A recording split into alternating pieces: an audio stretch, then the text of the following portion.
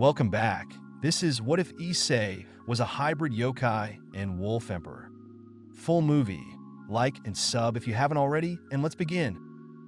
15 years before our story begins. Location: darkened streets of Kyoto. As the scene opens on the dimly lit streets of Kyoto, we can hear the labored breathing of two individuals running for their lives. One was an adult woman with flowing, curled purple hair tied into a ponytail, wearing the garb of a Miko priestess, holding the hand of a small boy with electric blue scruffy hair and two small, canine ears poking out the top of his head. As they both ran from behind, beating wings could be heard. The woman, while running, looked down towards the boy and spoke in a panicked tone. "Keep running, honey. We are almost to your father and Lady Yaska." Her labored breathing could be heard between words as she tried to conserve her energy. The boy looked up, obviously frightened, seeing his mother's face contorting in horror. Tears stained her face, destroying her makeup. Her mouth was agape as she ran as fast as her legs could carry her while pulling her young son along. He spoke, his voice trembling because his jaw was shaking from pure horror.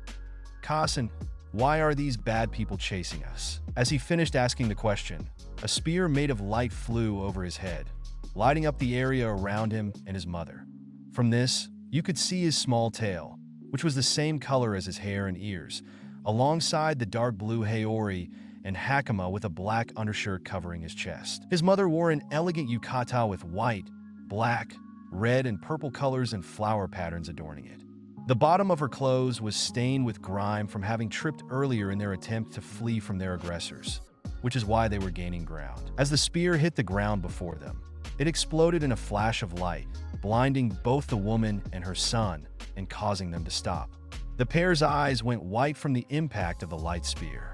The woman managed to recover quickly by blocking her eyes with her arm, but the young boy was temporarily blinded. All he could see was white.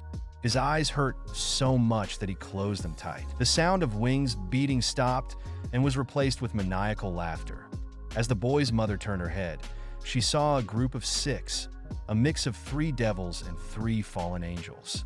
This caused her eyes to widen as the devils began to charge attacks, and the fallen summoned more light spears. As they prepared their attacks, they all smirked and moved their attention to the boy, causing his mother's stomach to sink. An unimaginable fear swelled within her. She gave a silent prayer in her mind to the gods while tears still streamed down her face, soaking her clothes and making them even dirtier. "I beg of you, Rajan, the god of thunder, allow my husband to reach us in time and save our son." From where the rogues are standing, the area lights up alongside the street lamps along the curb, and they all rear their arms back to launch their respective attacks. Instinctually, the mother of the young boy steps in front of him, her back to the villains, guarding her child against harm. When all the spears hit, she reflexively pushes Issei away, causing him to land on his back looking up at the sky, and then screamed out in agony. As Issei sat up coughing, he looked to his mother, opening his eyes wide as he saw her mortal wounds. He got up and ran to his mother, tears flowing from his eyes. His mother had 3 light spears piercing her body, 2 through her upper body and 1 through the abdomen. Blood was pouring out of each wound in her mouth. The attacks launched by the devils had slammed into her back, causing her yukata to be burned off, exposing the bare muscle from her entire body from the back, bleeding and blackened from the hellfire. As she gasped in pain, kneeling to the crying boy, she struggled to lift her arms to place her hands around his cheeks. "Don't cry, my precious little wolf.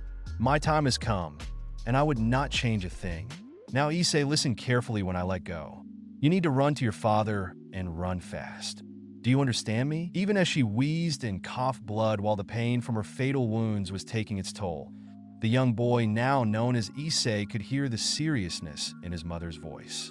Issei looked into his mother's eyes and tried to stop the tears from falling as he breathed in and spoke with a smile that could brighten the darkest night. "Okay, cousin, I swear I'll run to father. Please don't die," the young Issei replied, trying to sound brave, but his mother could tell he was scared. Leaning in, she kissed him on the forehead and smiled. This soothing action helped Issei calm down somewhat, but not enough to stop him from shaking and crying out of fear. As he looked up, his mother said one last thing, I love you, my son, and I always will be watching you." As she finished those words, the energy left her body. She slumped over dead, closing her eyes with her blood covering the streets, still smiling that in her last moments, she had managed to save her son. As Issei saw the light leave his mother's eyes, he dropped to his knees, holding on to her body, attempting to fight back the tears and failing. He knew what he had to do, and that was run to his father if anyone could beat these villains. Punching the ground, he got up slowly and turned around to run. He knew if he ran as fast as he could, there was a chance he could make it to the castle. But before he could even think of running, one of the rogues spoke while the rest cackled at the scene before them. "Dumb whore, she got in the way of our main target. And here I thought we could have fun with her after killing the brat." When he heard this, something in young Issei's mind snapped. He turned around, his mouth opening as it curled like an animal baring its teeth, snarling like an angered wolf. "What did you say about my mother, you bastard?" As he spoke, his body began to spark with electricity, and electric blue flames whipped around his body, instinctually moving to stand in front of his mother's corpse to guard it. The rogues took a step back instinctively. The look on their faces was one of pure confusion mixed with fear, as none of them expected their young targets. But the sudden change of demeanor and power was completely unexpected. They had been told their target was nothing but a weak half-breed child.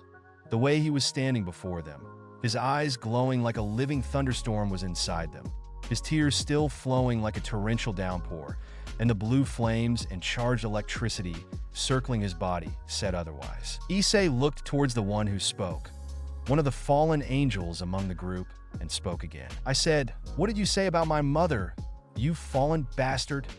The venom in his tone showed he was furious.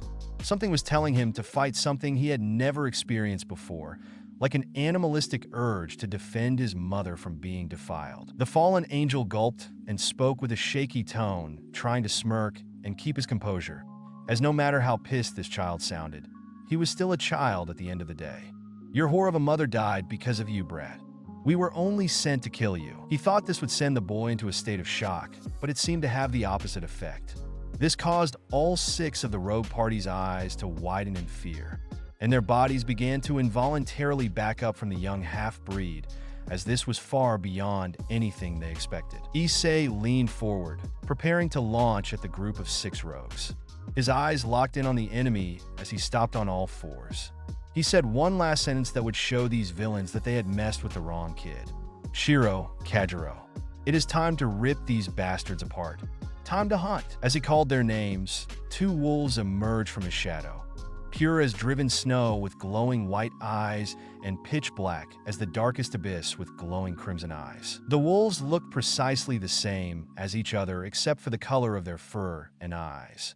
Hulking forms of muscled fur, snarling maws open, showing glistening rows of savagely sharp canine teeth, drool dripping from their bottom jaw as their emotions were synced with Issei's. Their rage was aimed towards those who killed their master's mother. They both looked at Issei and then back at the 6 he was looking at. They let loose a loud howl before charging at all 6 of the rogue supernaturals with their master and brother. Issei raised his backside into the air as he was on all 4s, his claws digging into the dirt as he seethed with anger. Reeling himself back, he launched forward from his crouched position towards the group of rogues, growling like a wild animal. A thunderclap roared through Kyoto, scaring the humans as there were no signs of a thunderstorm. However, the yokai looked up, hearing the sound, and then in unison looked towards the direction a massive surge of power was coming from. The guards at the castle burst into the throne room in a panic and tried to talk, but were out of breath after seeing the yokai populace start to run and hide. On the throne in front of them sat the king and queen of the East Yokai faction, Lady Yasuka and Lord Akihiko, and to Yasaka's right was the captain of the royal guard, a Reiju wolf by the name of Toji Haidu, husband to the human woman Miki Haidu, a Miko priestess and father to Issei. He had heard the thunderclap. He recognized that the skies were too calm for a thunderstorm, so that meant only one thing. But his duty to the queen came first until he could gain more intel, so his hand was forced. He gritted his teeth, grinding them as he awaited word from the members of the royal guard on patrol. The door to the throne room burst open, and a royal guardsman came running in and landed on all 4s. He was hyperventilating and sweating so much that a small puddle was forming beneath his face. Toji spoke with a calm, yet commanding and aggressive tone. "What is happening out there, guardsman? Get a hold of yourself, for Raijin's sake." Having trouble breathing, the guard looked up to Toji and froze for a second as he felt the anger rolling off his captain. As he gathered his courage, he took deep breaths to calm himself. As he regained his composure, he climbed up from all fours and knelt to reply. "Captain Toji, Lady Yasaka, Lord Akihiko." An out-of-control surge of energy is coming from the human district that borders the start of the Yokai Central District. The panic in the guard's voice is apparent as he takes another breath. He continues, "From all the reports from the Yokai civilians fleeing the area, it is the signature of a Reiju, sir." As this, Toji's hand holding his yari, named Arisher, tightened considerably, and Yasaka gasped. She knew the same thing Toji did. Only 2 Reiju reside in Kyoto: Toji and his son Issei. Yasuka and Akihiko looked towards Toji, seeing him keeping a calm demeanor, but she knew he was boiling with rage. The mere fact that Issei had gone out of control meant trouble for their close friend, the royal guard captain's wife and young son. Toji thought as he was looking forward, gripping the shaft of his weapon so tight that blood was dripping down the shaft of his spear because his claws had extended into his palm, his muscles flexing under the ornate black armor he wears as the commander of the royal guard. His golden eyes glow with rage as purple lightning surrounded him and his ascended powers, causing purple flames to surround the tip of his weapon. "Whoever dared attack my mate and son will be utterly destroyed until nothing is left." He let out a low growl and looked to Yasaka and Akihiko. "My lord and lady, do I have your permission to deal with this?" Without a word, Yasaka and Akihiko nodded, and Toji squatted down, and his leg muscles tensed as he launched himself from their side. The raised platform of the thrones was left with a crater from where he was standing, causing dust to fly up as he moved through the air insanely fast towards the castle's exit, heading towards the location of his mate/wife and son.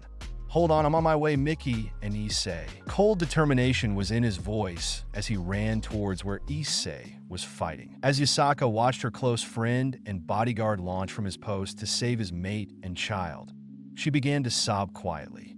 She was scared for her dear friend Mickey and her little fluffy ball of joy of a son, Issei. As she broke into tears, a hand came on her shoulder in a comforting way, and a calm voice spoke. "Everything will be okay, my love. I am sure Toji will save Mickey and Issei." Yasaka turned and looked up while grasping the hand of the male, Kitsune, who was comforting her. She spoke while sobbing, tears starting to cause her makeup to run. "I pray that will be the case, Akihiko. Mickey is a truly kind soul and one of my closest friends, and seeing Issei run around the castle when Toji brings him here makes me excited for when we have our first child." Her voice was somber, but it held hope for the future in more ways than one. Akihiko just smiled and rubbed her hand into his cheek before kissing it. "Just breathe, my love. All will be fine. Trust in Toji and Issei. He may be 10, but I can see his strength and pride." As he was sat next to her, wrapping his arm around her to comfort her, bringing Yasaka onto his shoulder, his black hakama with white flower patterns on the left and right chest unfurled, revealing the purple kimono underneath, and he stared at Yasaka's lovingly with his ruby eyes. His long, flowing hair that matched hers was tousled as he moved. The majority of it went behind him and reached his mid-back as from the 2 sides of his neck long, thick locks settled on his shoulders. Scene changed back to Issei and the rogues. As Issei launched himself forward, he unknowingly turned into a lightning bolt, striking his target in the chest and leaving a burn mark as he hit home.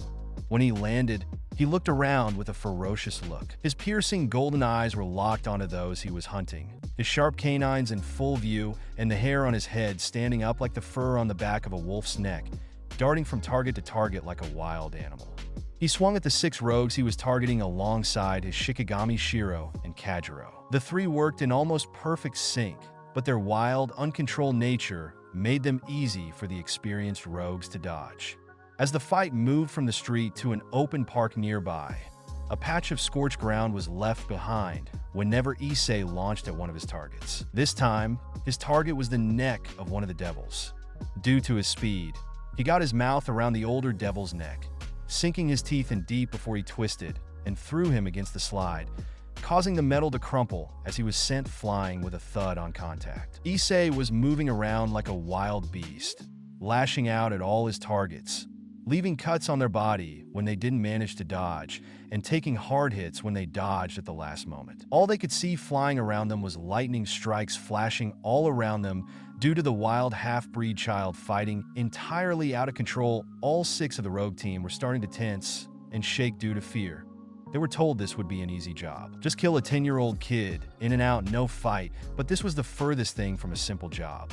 They were now fighting for their lives, and the fear was visible in the fact that some team members were frozen in shock, and some could not focus enough to conjure their powers. Something inside Issei began to awaken, something that would change this fight and permanently sway it in his favor. Deep within his mindscape, inside a volcano, the eye of a red dragon opened as he woke from his slumber. He was confused. The anger and blind rage mixed with ferocious instinct he could feel coming from his host were so intense that he had been awakened much earlier than expected. Drake spoke in a sluggish voice. "What is going on?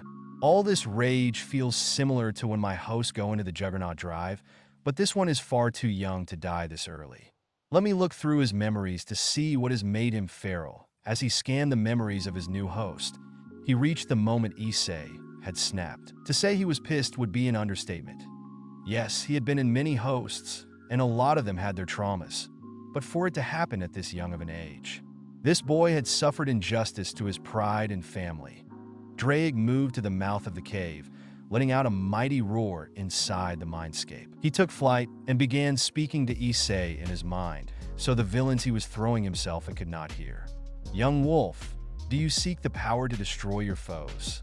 Issei listened to the weird voice within his mind, but was too locked in to attack the rogues in a feral manner due to his instincts to protect his mother's body. Drake saw the boy get slammed into a tree and cough up blood. When he got up, Shiro and Kajiro moved to defend their master while snarling. The white wolf radiated holy flames as he stared at the fallen angel, who had a visible Lichtenberg scar forming on his chest. The black wolf was growling viciously, burning with black fire that had a much darker element than his brother. Drake took this chance to try and speak to his host once more. "Young one, do you wish for power?"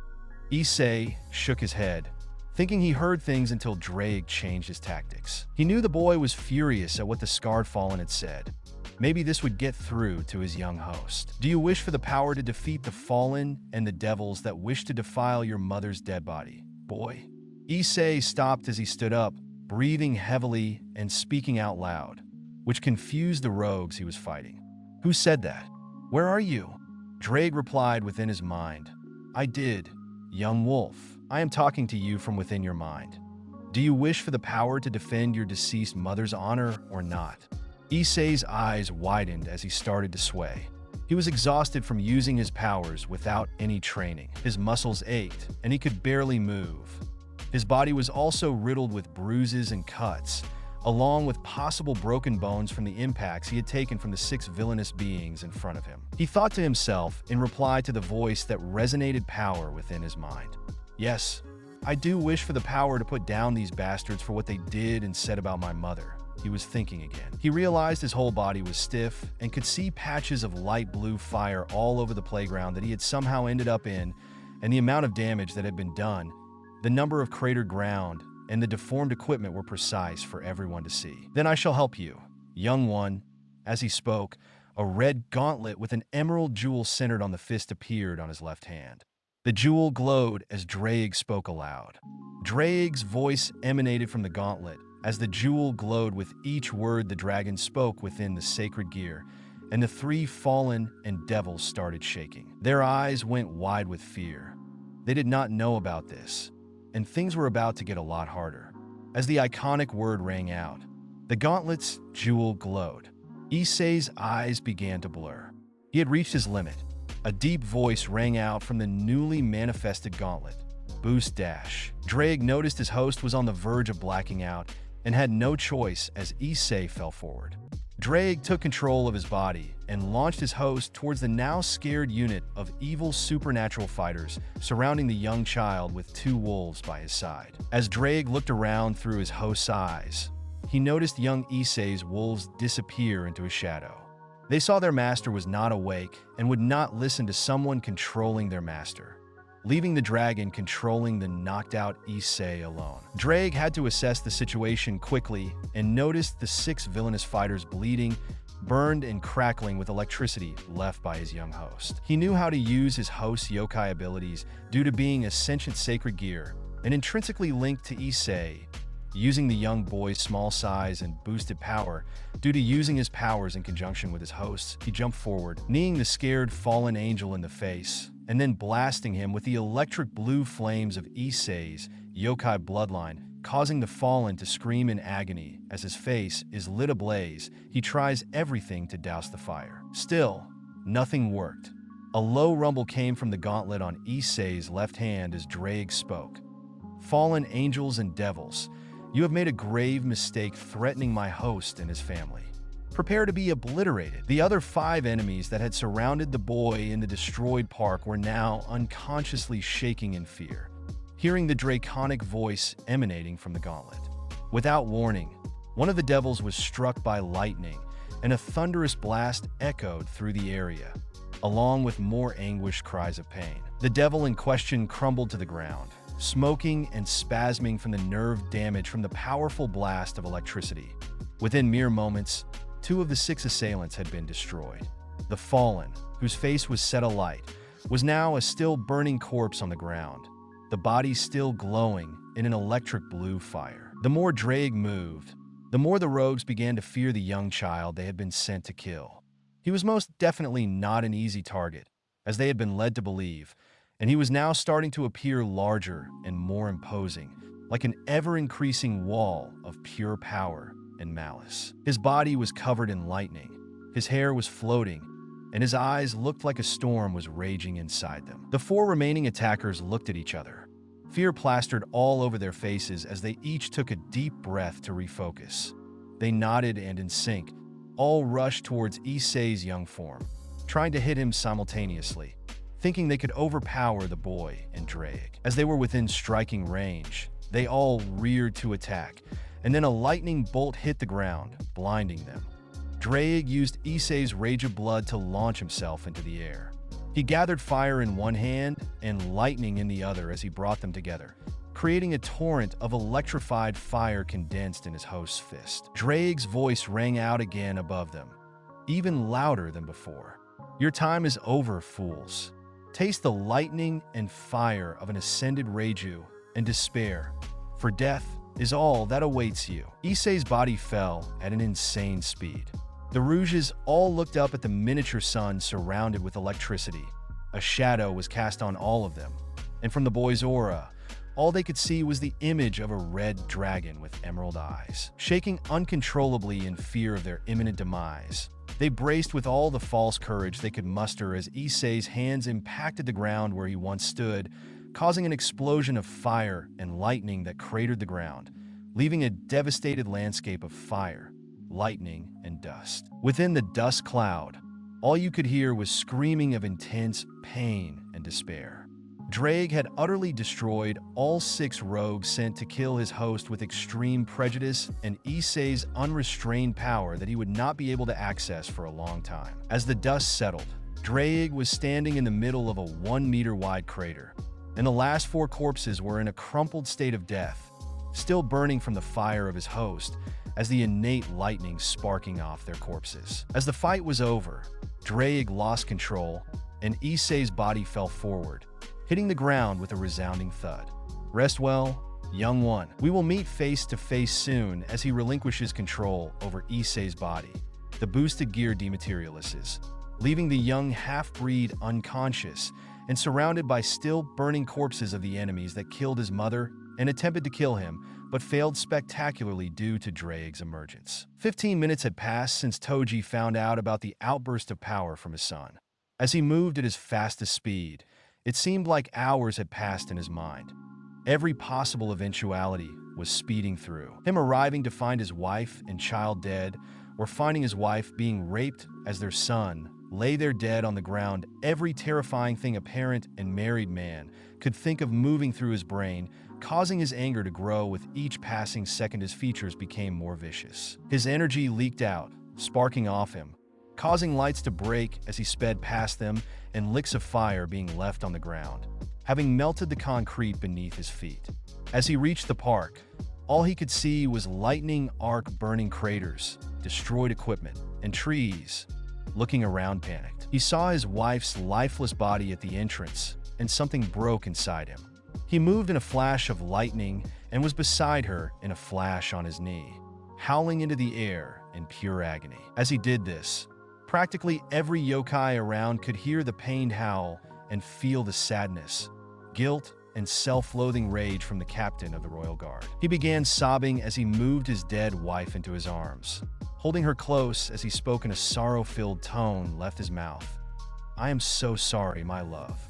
I could not save you from this, and I will never forgive myself for my inability to keep the promise I made all those years ago when we got married." He kissed his wife's forehead and laid her down. By this time, more guards had made it to the park and seen the devastation. One stepped forward, placing a hand on Toji's shoulder, and in a fraction of a second, the guard's arm was broken, and he was thrown into the ground, causing the earth to crack. The other guards looked on with fear as Toji regained his senses and looked down at the guard he had just crippled. "I am sorry, my friend. My mind is a mess, and you approached me at the wrong time. Can you forgive me, Yasuo?" The guard cratered into the ground by Toji, who stood up with difficulty and moved to hug Toji with his remaining arm. "Kankamandaru have nothing to apologize for. You are grieving, and I should have announced myself before touching you. We will guard your wife's body. Go and find your son."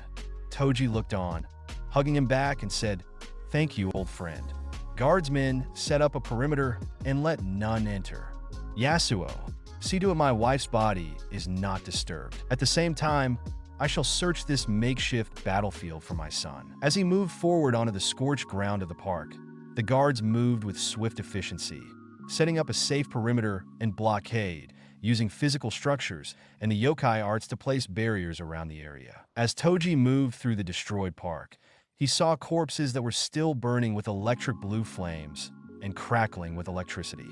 They were jerking from the electricity, stimulating their nerves, but were obviously dead. He spoke under his breath.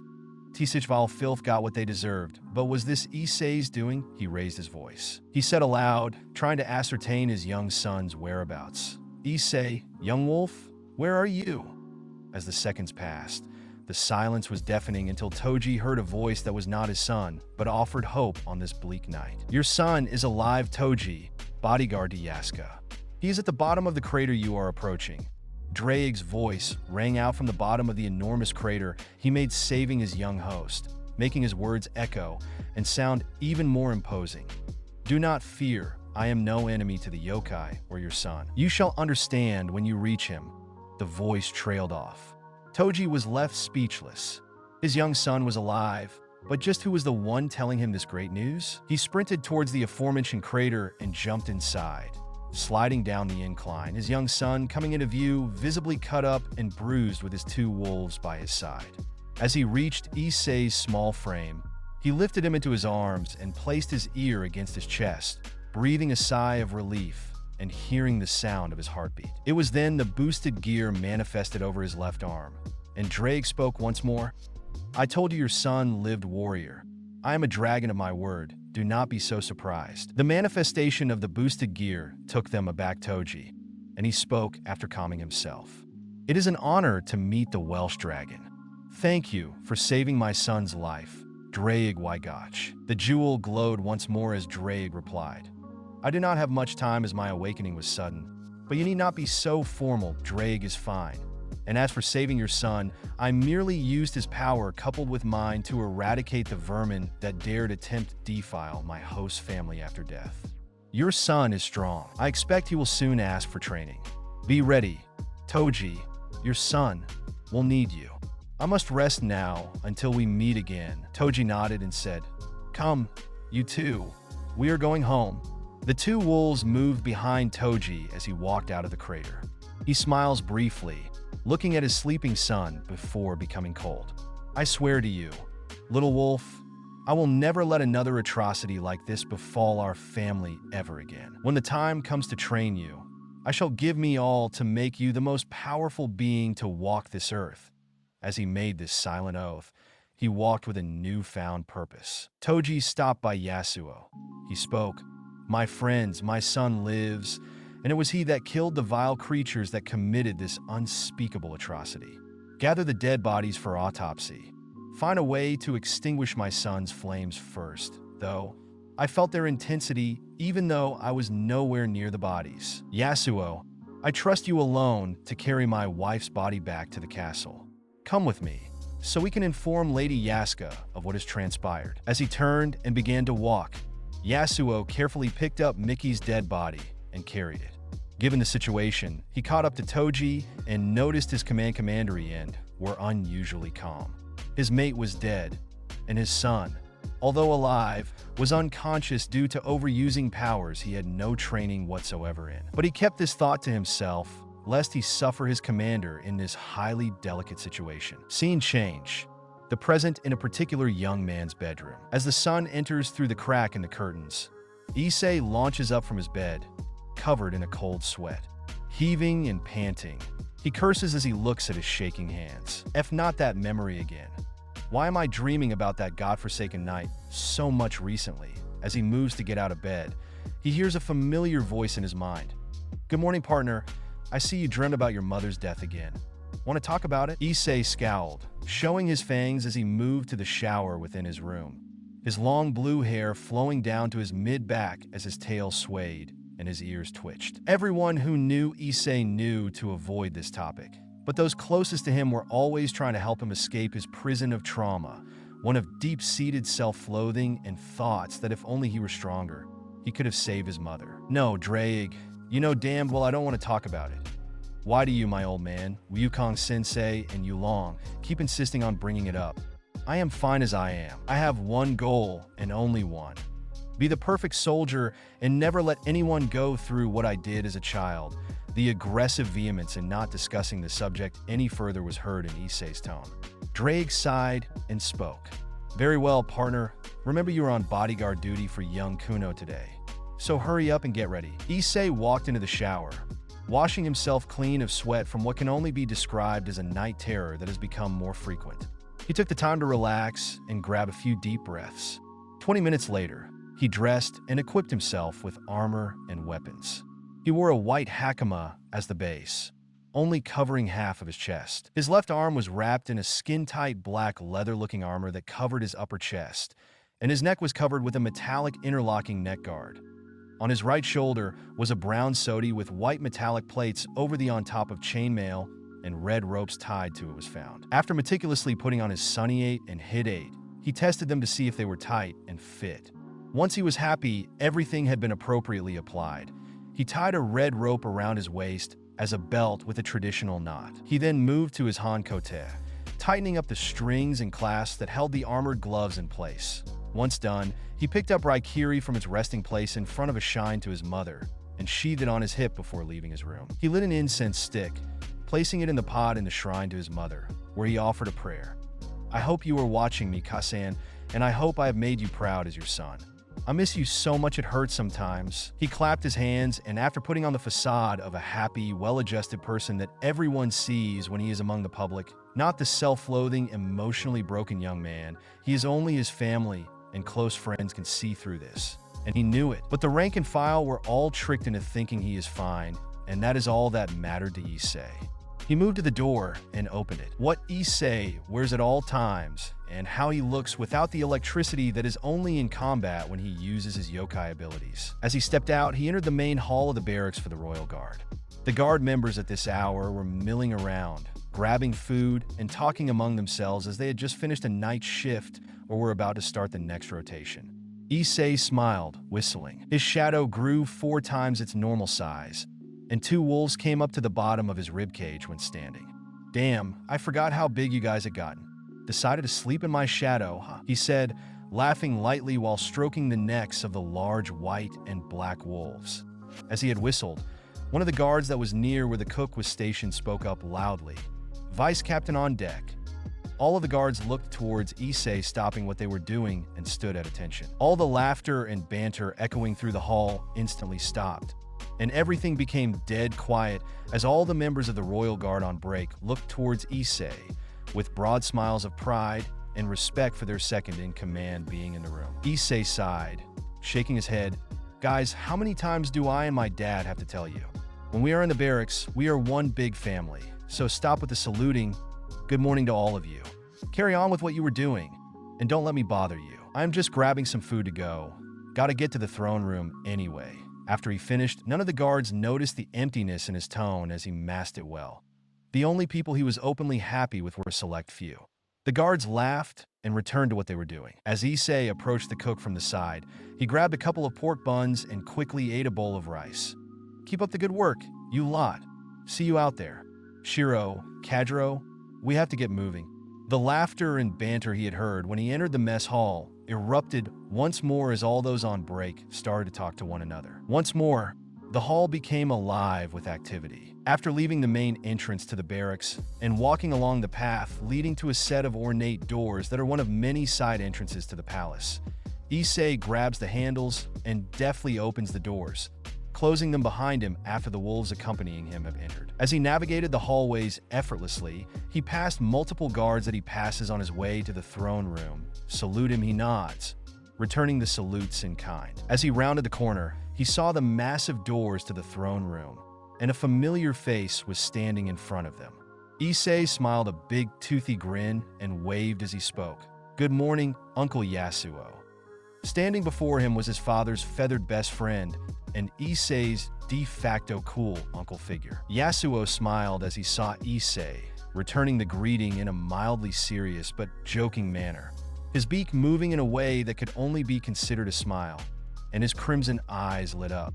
We are on duty, Vice Captain Issei. You outrank me, remember that, kiddo? Issei laughed and tapped him on the shoulder as he stepped forward. Yes, I know that, Yasuo, but you are like family to me, all the same. Keep doing what you're doing. Soldier, I take it the princess is inside with my father and her mother. Yasuo smiled lightly and nodded in response. Yes, Vice Captain. And from what I could hear through the door, she is looking forward to having you as her bodyguard for the day, something to do with enjoying time with the big fluffy wolves. Issei grimaced as he knew. At the same time, Shiro was okay with Kuoh, but Kajiro was not her biggest fan. However, that was how he was with everyone except Issei and Toji, so it was forgiven. Of course she is. She loves it when I'm on bodyguard duty because she can talk me into playing with her and her friends. She is far too cute for her good. He smirked, knocked, and looked at Yasuo. I assume I can enter, or do you need to announce me? The older soldier shook his head and spoke quickly. Go ahead. I was only ordered to announce guests after all. Issei shook Yasuo's hand and walked into the throne room. Walking along the long room to the first step leading up to the raised platform where the thrones and a smaller seat for Kuoh were located, one of which had been empty since Issei turned 13. Taking a knee, Issei thought to himself, it is a shame that Kuoh never got to meet her father. Lord Akihiko, he was a great man. I feel so much sorrow for Yasaka that he had to die before his daughter was born. With this, Drake responded inside his mind. Brother, I know this is still a sore subject as you respected the former yokai lord, but have you ever thought about telling Yasaka about your feelings? At this, Issei snarled mentally. This was a cue for Drake to shut up, so he did. As Issei looked up, he spoke confidently. Issei Hayadu is reporting for duty, Lady Yasuka. What is young Kuoh's itinerary for the day? Yasuka looked up as she heard Issei's voice. Kuoh was fidgeting with excitement in the chair next to her mother. Issei looked over and noticed his father standing to the right of Yasaka, shaking his head, which made Issei laugh silently. Ah, Vice Captain Issei, it is good to see you are punctual as usual. My daughter Kuoh has tutoring for most of the day today, so you are to remain by her side the whole day. After her tutoring, she is nothing of note, so I guess she will try to talk you into playing with her and her friends again. Yasuka giggled as she saw Issei's shoulders slump as he sighed. Her eyes glistened at his reaction. She had watched the young half-breed climb through the ranks and, in truth, was very proud of his accomplishments. However, she would not admit it due to Issei's current trauma and emotional state. She had begun to care for him more than just as a member of her royal guard. It has been 12 years since her beloved mate and Kunu's father Akihiko was killed. One of her strongest rocks was Issei. Even in his all-business emotional state, this caused Yasaka to see the man behind the mask he wore around everyone as the vice captain of the royal guard. But she knew now was not the time to admit these feelings. For now, she would bide her time until the opportunity to reveal the truth came. Issei was grateful that he would have the distraction of a tutor to keep Kunu busy most of the day, but that also meant putting up with the uncomfortable situation caused by Shiro and Kajiro just being in the same room with civilians who were not yet used to the giant supernatural wolves. Kuna balked at what her mother said. "Kazan, do I have to do my lessons today? I wanted to play with Shiro and Kajiro today." Her mother looked at her, smiling at her cute outburst, but replied seriously. "Yes, my daughter. You are the princess of the East Yokai faction. You must learn and act accordingly." Kunu's sight knew she would not win this battle of words. Thus, she got up, hugged her mother, and descended the steps. Upon reaching the kneeling Issei, she was at eye level with the young hybrid. She looked at him and spoke. "Can I ride on Kajiro to my first lesson, Issei?" Her head turned to the side in a cute, childish motion, and he looked at Kajiro. He saw that the black world did not like the idea, so he replied, "I am afraid young Mistress Kajiro is not fond of being ridden, but I am sure his brother Shiro would not mind. Do why, Shiro?" He turned his head to the white woman, who bowed and lay down so that Issei could lift Kunu onto his bed. Shiro stood slowly as he placed her down so the young prince could keep her balance. "Shall we head to your room then, my lady?" Issei spoke calm, censored ly. Only his father caught on to something that happened earlier that day. Toji made a mental note to ask him about it later. Kunu replied in a dignified way, "Yes, we shall. I trust my safety to you today, Vice Captain." Issei patted her head, and before leaving, he turned and bowed to Yasuka and his father. "I wish you a pleasant day today, Lady Yasuka, and I shall see you later, Commander, or am I allowed to call you Oyaji in the throne room?" He laughed a bit as his father smirked. "Your cheeky little wolf will always be my son, but the commander will be more appropriate if we have guests. Enjoy your guard duty, Vice Captain." This little jab made Issei smirk as he turned around and escorted the young princess to her room. As the door closed, Toji turned to Yasuka and spoke with a severe tone. "Apologies for speaking out of turn, my lady, but something happened to my son today. I will need to keep an eye on him again for some time." His voice was filled with fake emotion, although I'm sure you felt it like I did, the fear and self-hate. Yasuka nodded. "Indeed I did. What has happened recently with your son and our vice captain? We will have to see what happens in time."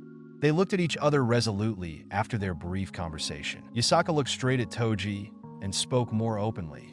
Seeing as Issei and her daughter had left them in private, "Toji, can I talk to you about a sensitive subject?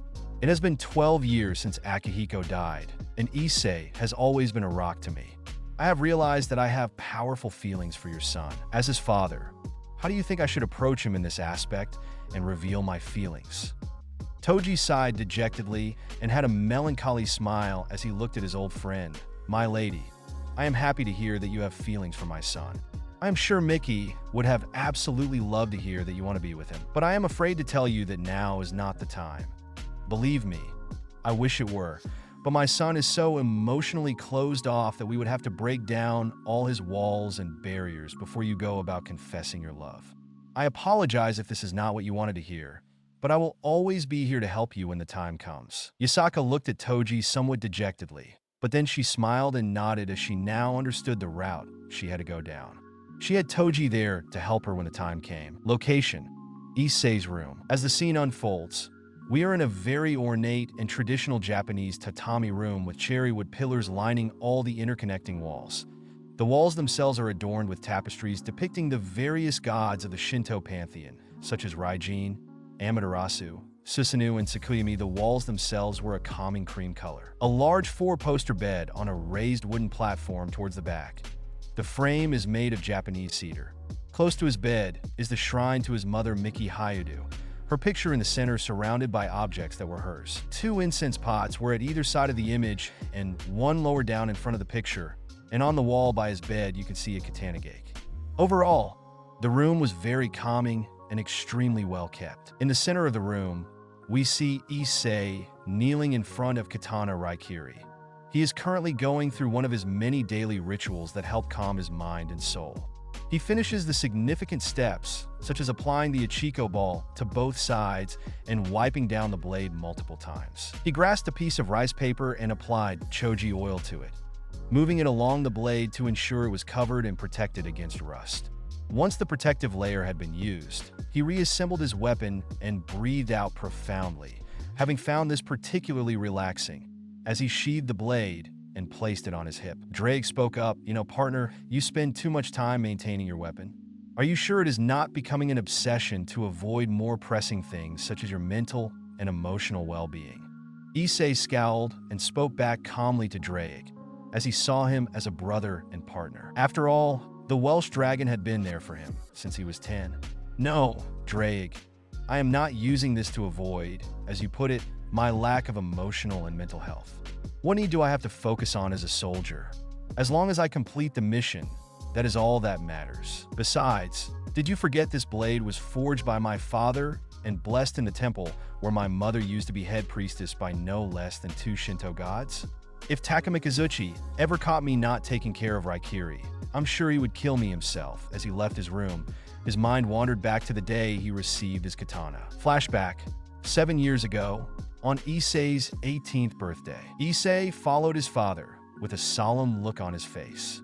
This was his day of rest from training and his birthday, but it was also the anniversary of his mother's death. He looked up from the floor, saw his father's comprehensive back, and spoke sadly. Odo-san, why are we going to the temple Kusen used to be head priestess at? His father, Toji, looked back, smiling with a hint of the same sadness Issei was experiencing. My son, we are here to honor your mother and complete the last stage for your birthday gift to be complete. This piqued Issei's curiosity as, generally, on this day, he and his father would just relax and reminisce about his mother as a way to keep her memory alive within the two of them. This included all the times that as a boy Issei was taught correct manners, respect, and how everyone deserved a chance to correct their mistakes in life. Issei moved faster, his strides catching his father. As he was walking alongside him, he noticed something he hadn't seen before. A large ornate wooden box was being held by his father, Toji. As they reached the temple, the young man and his father saw the familiar torii gate that signified the entrance to the shrine grounds, and a shrine maiden walked towards the 2 yokai and spoke nervously as she was new to being the one that received visitors to the shrine. Her voice hitched, and she stuttered a bit while speaking. You could see the anxiousness in her features and the fact that subconsciously she had begun to grip the hem of her yukata. How can I assist you 2 gentlemen this evening?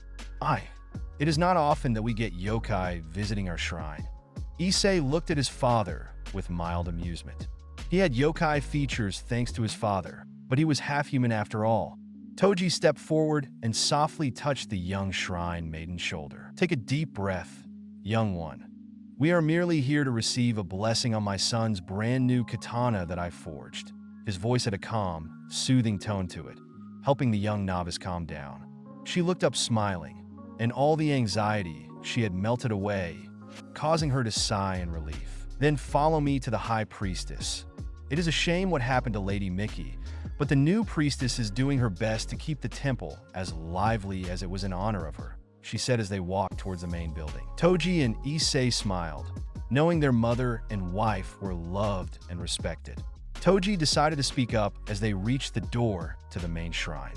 I am sure my wife would be honored to know that she was loved so much by all here in her time as head priestess. The novice stopped in her tracks with her hands on the ringed handle of the door, suddenly feeling a chill of fear run down her spine as she mentally recalled what Toji had said multiple times to make sure she did not mishear it. Her face became stiff, causing her to stutter. Why, URL? Lord Toji? Toji laughed at hearing himself be called Lord.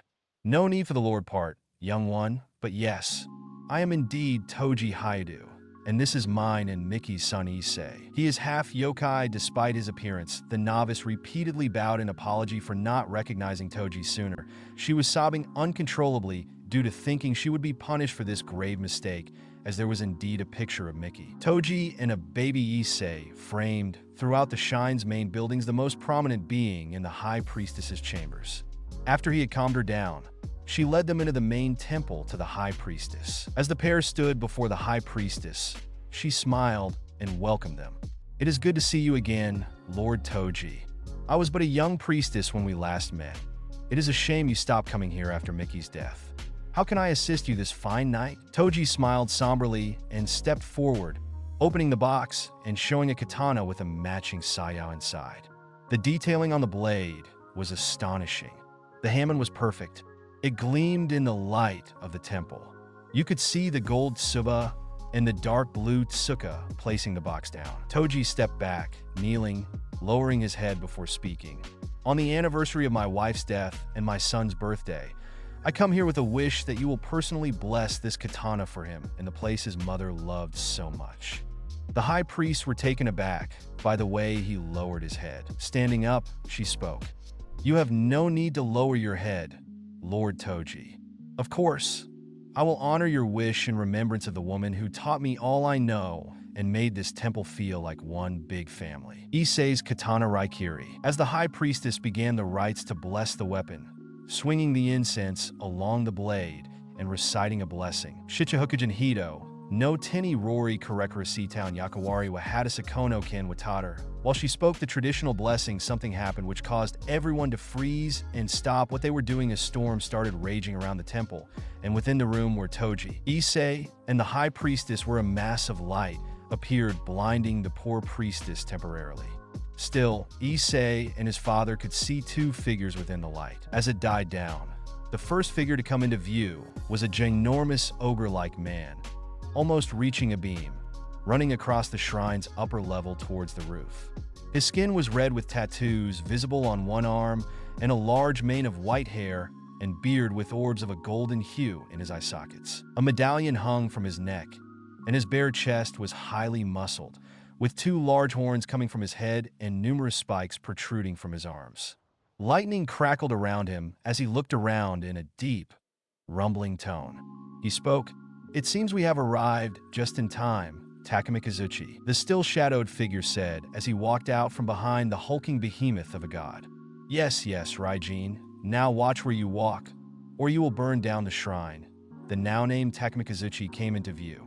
Due to Raijin's shadow, Issei could not make out Takamikazuchi, but he knew both of these names, and he was in shock. Two gods from the Shinto pantheon had shown themselves. Raijin, god of thunder and patron god of the Reiju. As Takamikazuchi exited Raijin's shadow, Issei saw God in all his glory in full traditional armor.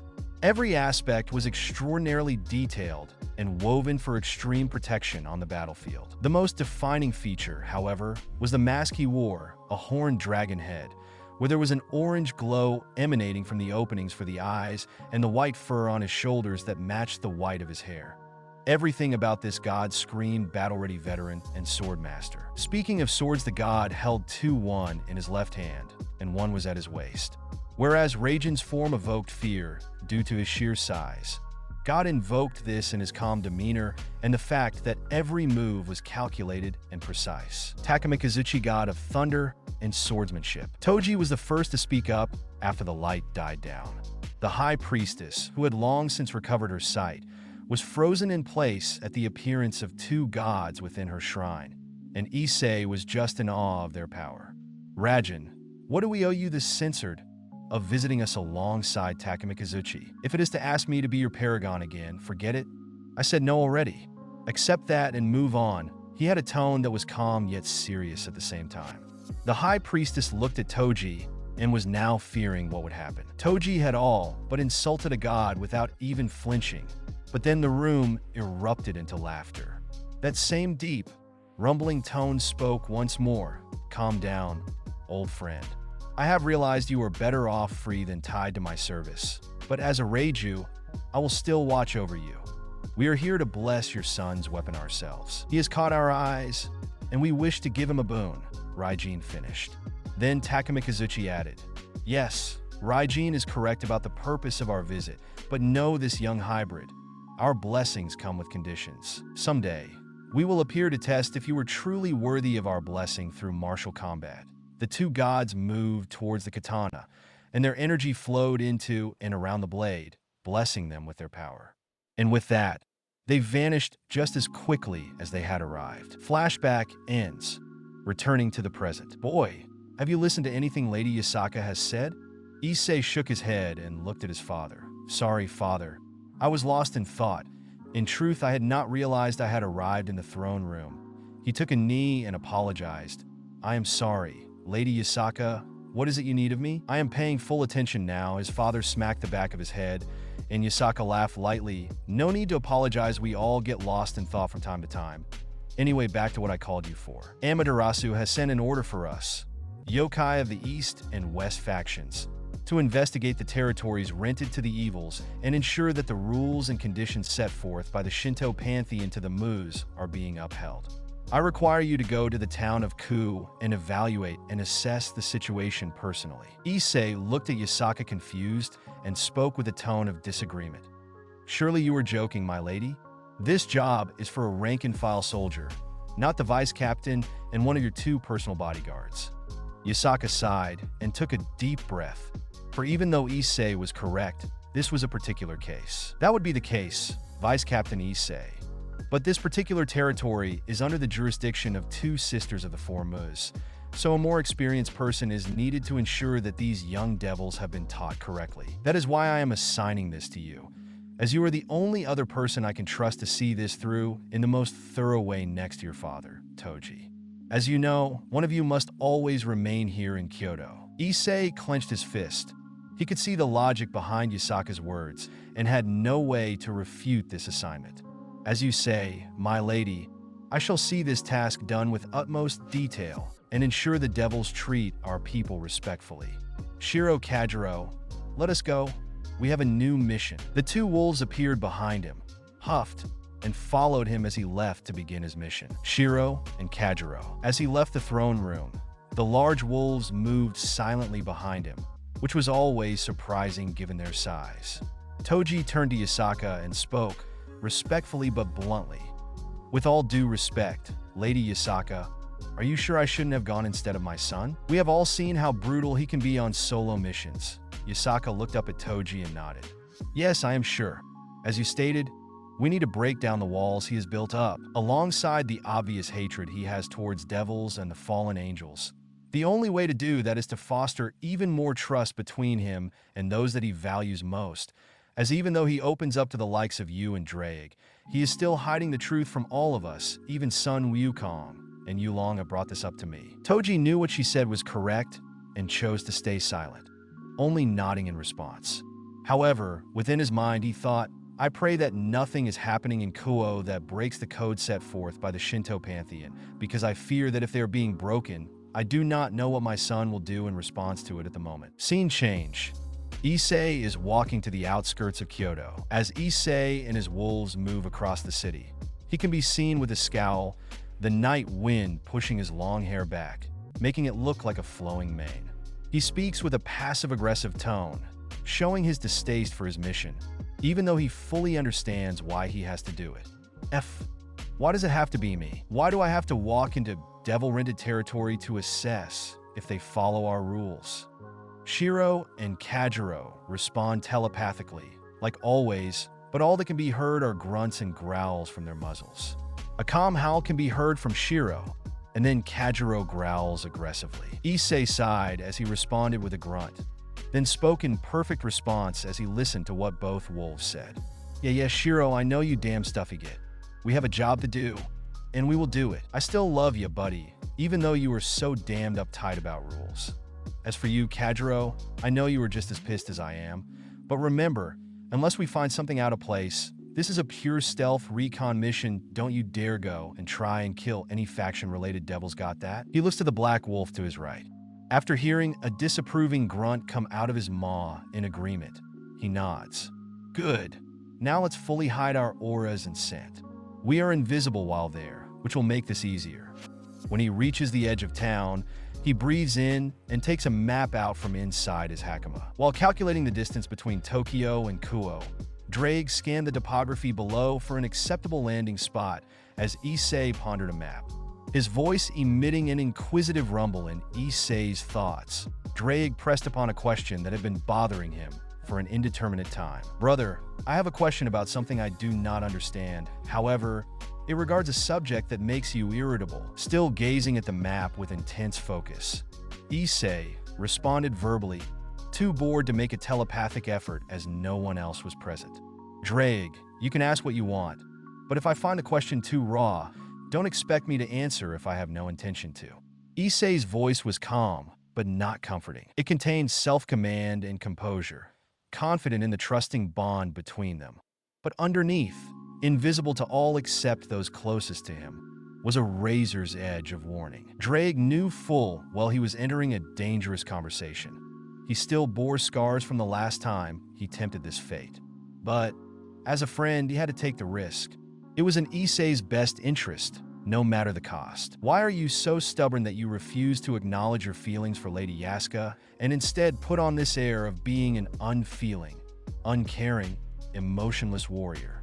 We both know that senjutsu with negative emotions only goes so far, and if you wait too long, it will be too late one day." The air turned chill as Issei gritted his teeth, nearly tearing the map in two as his fist strained in fury. However, anger aside, he saw the validity of the question.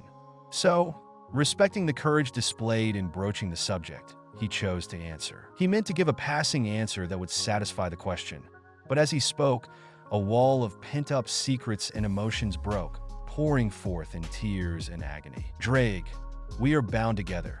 There is no point in hiding my feelings from you. We are bound by mind, body, and soul. I love Yasaka more than anyone can realize, and in ways that words cannot express. After my mother died, I grew up watching her glow with joy from the mere presence of Lord Akihito. Then, the very night they learned she was pregnant with Kuoh, I watched that world of joy collapse when he was found dead." Issei's teeth ground together as he took a sharp breath and pulled back the tears that threatened to fall. Her joy became despair, her smile became tears, and her glow faded into a shadow.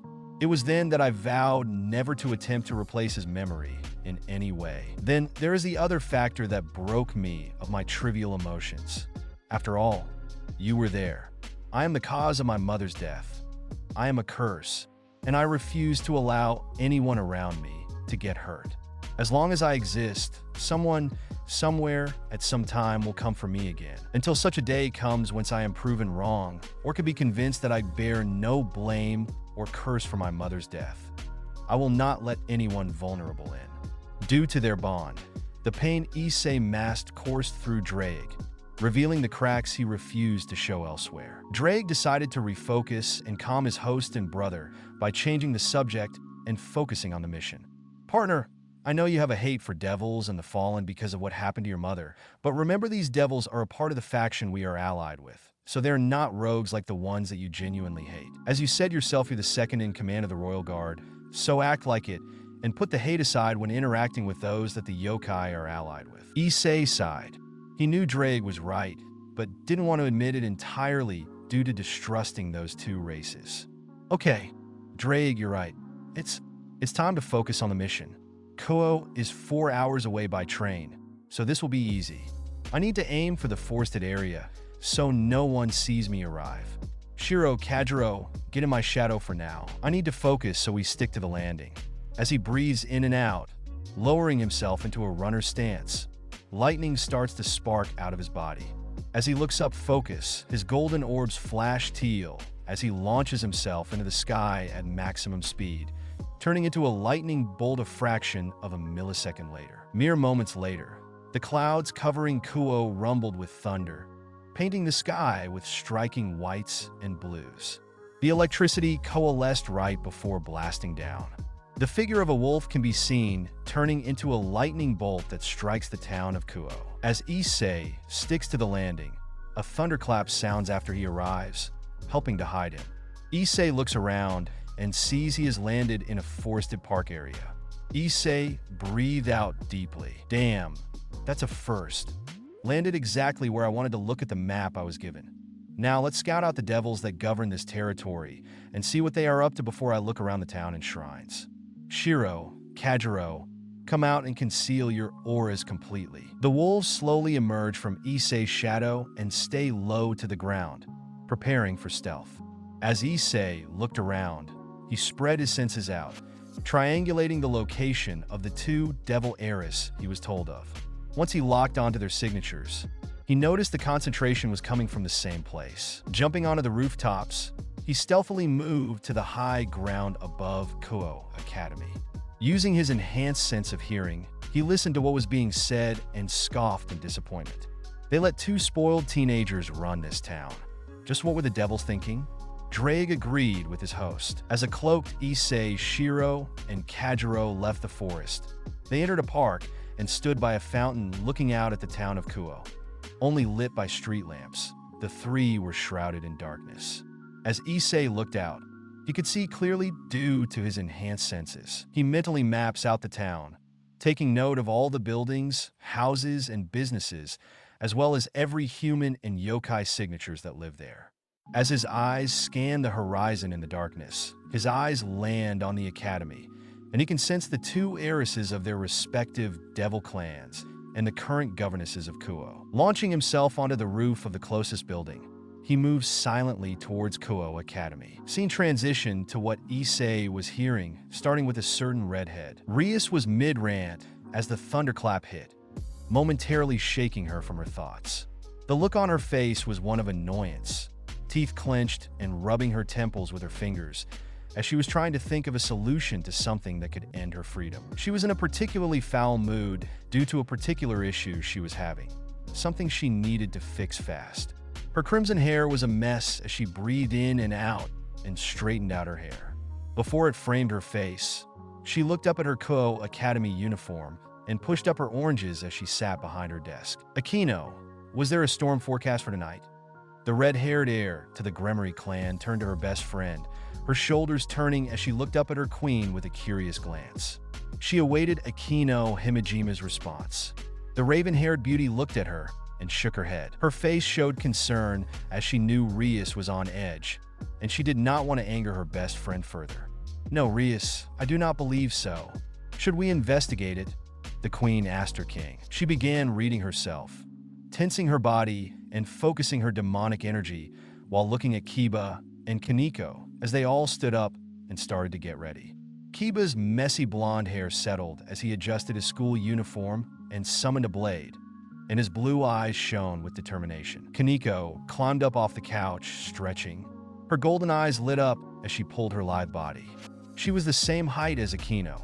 Her chest was smaller in comparison to Rias and Akino, but she had muscles that flexed as she airboxed to warm up her silver hair that reached her shoulders, moved fluidly, and then settled back in place thanks to her cat-themed hairpins. Then Rias held her hand up, stopping them.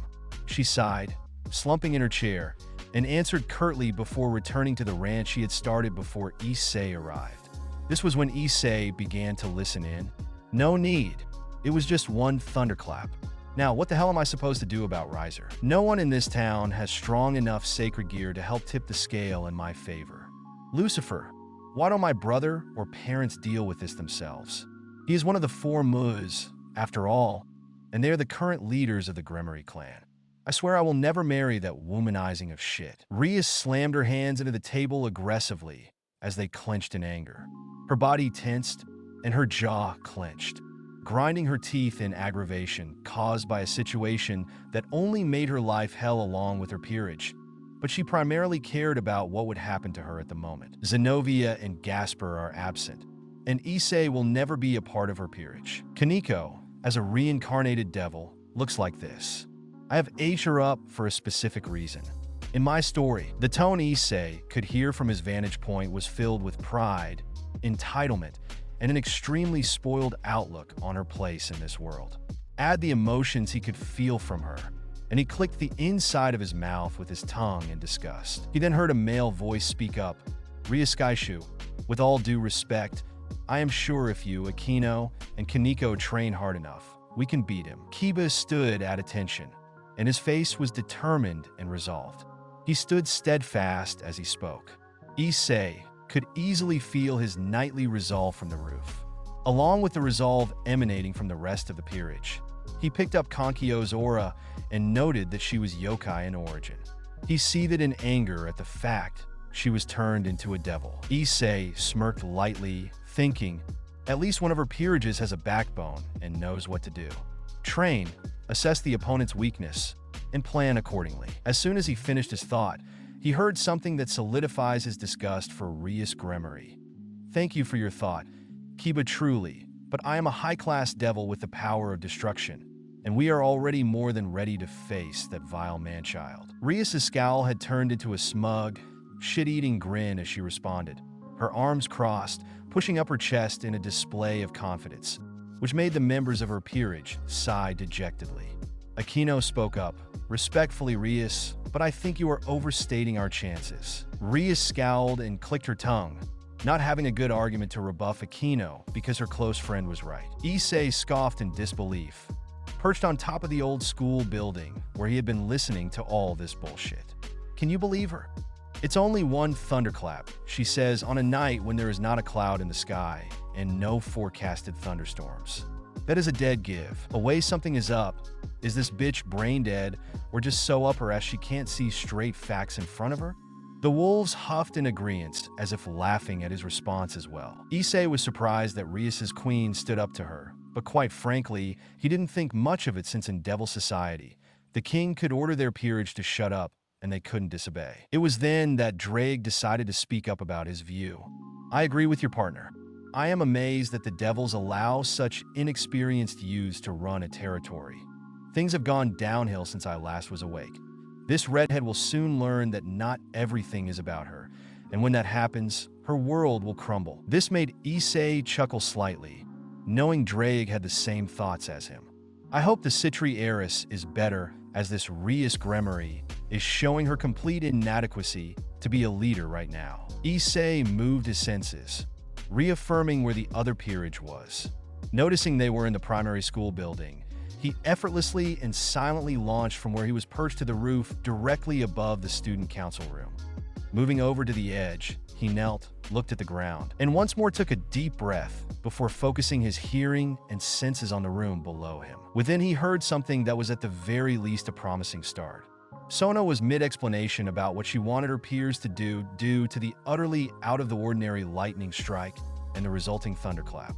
Her face was serious, and her black bob framed her face and red-rimmed glasses. Her purple eyes shone in a determined, dignified way as she awaited the answer from her queen, who had taken the peerage to investigate the freak act of nature, which she suspected was not natural in origin. Tsubaki, report.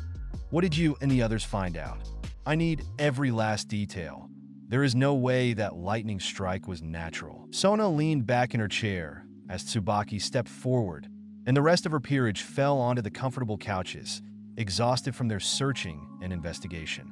The tall, lithe Tsubaki stepped forward, her black hair flowing down to the back of her knees as she pushed her turquoise half-rimmed glasses back into place. She placed her arms behind her in a respectful manner. As her face became serious, she recounted what she and the other peerage members had discovered at Issei's landing zone. Lady Sona, when we arrived on the scene, we saw the arc burn from the impact of the lightning strike and a burning tree that we managed to extinguish and stop further damage to the park. After conducting an extensively thorough investigation, we, unfortunately, could not find anything that would allow us to identify the origin or location of whatever or whoever caused the lightning strike. It was obvious to us all that it was not a natural occurrence, but due to the lack of traceable aura and power, all I can confirm is it was a supernatural lightning bolt. Sona picked up the bridge of her nose and then moved to massage her forehead in frustration. Her face became more serious as her mouth curved into a scowl. As her mind raced with possibilities, she calmed herself and eased her facial expression. While massaging her temples, she spoke with determination. For Satan's sake, why does this have to happen now of all times, with all the crap going on with school duties and everything that's going on with governing Kuoh and dealing with Rias too? She sighed and slid down in her chair. Thank you for your report, Tsubaki, and thank you, everyone else, for your hard work. You can rest now. Issei had listened to everything, silently assessing everything he had just heard. Compared to the stuck-up, spoilt little brat Rias Gremory, Sona was at the bare minimum, a good leader, but she was still a devil, which was still a bad mark in his book. Issei decided to speak up. "Hey Drake, what do you think? I see that one is a much better governess than the spoiled redhead. Right, she is still a damn devil, but because she is part of an allied faction, so I'll let it slide for now." Drake chuckled inside Issei's head and then spoke within his mind in reply. "Yeah, partner, I can see what you mean. This Citri girl is a much better leader than the spoiled brat in the old school building. At least this one tries to do her job. It looks like the redhead is causing her more grief and extra work on top of everything she is trying to stay on top of. I would say I feel sorry for her, but I still believe the devils have fallen on hard times if they are resorting to damned children to run their territories." Issei just laughed and nodded in response. "Yet too true, brother. Now that we have assessed the leaders and got a profile for both of them, we can move on to investigating the territory. We have to check all the temples in the area and ensure that the yokai and humans living here are kept safe and that the temples aren't blocked from public access. Apart from the Himejima Shrine, the devils own that one, so no one mans it. If the information I was given is correct, the Queen of Rias was a fallen angel-human hybrid, and her mother's clan killed her and attempted to kill Akino as well." Issei said all this with an emotionless indifference as he turned towards the town from the school's roof. His golden eyes glow as he jumps onto the highest building across from the school and starts running. Drake speaks again and is curious about the indifference in Issei's tone, but he most likely knew what his partner and host would say. "Partner, are you still pissed off about being sent here to do this mission, even though you were the best suited for it?" Issei was in the zone and quickly replied mentally. "Yes, brother, I'm still pissed I have to put up with being near devils, but a mission is a mission, so I'll do what needs to be done. Time to survey the rest of the town." As Issei ran across the rooftops, he spread his senses as wide as he could within the center of Kuoh, where he was currently located. He instantly felt a massive power signature coming from one of the more posh apartment complexes. It was fallen in nature, he thought to himself.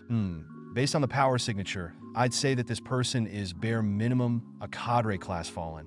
What do you think, Drake? Any idea who this is? Drake hummed as he thought to himself. He analyzed the signature, and then it clicked. He immediately spoke in a concerned but calm tone. "Partner, that is Azazel, the Governor General of the Fallen Angels. Do not go near him unless you have to, and even then, keep it brief. He is an expert of sacred gears and can figure out you are my host. I have no clue what he is doing here, but based on my assessment, he isn't doing anything malicious, so we can leave him be." Issei nodded and started the rest of his investigation, noting where Azazel was, just in case. Scene change.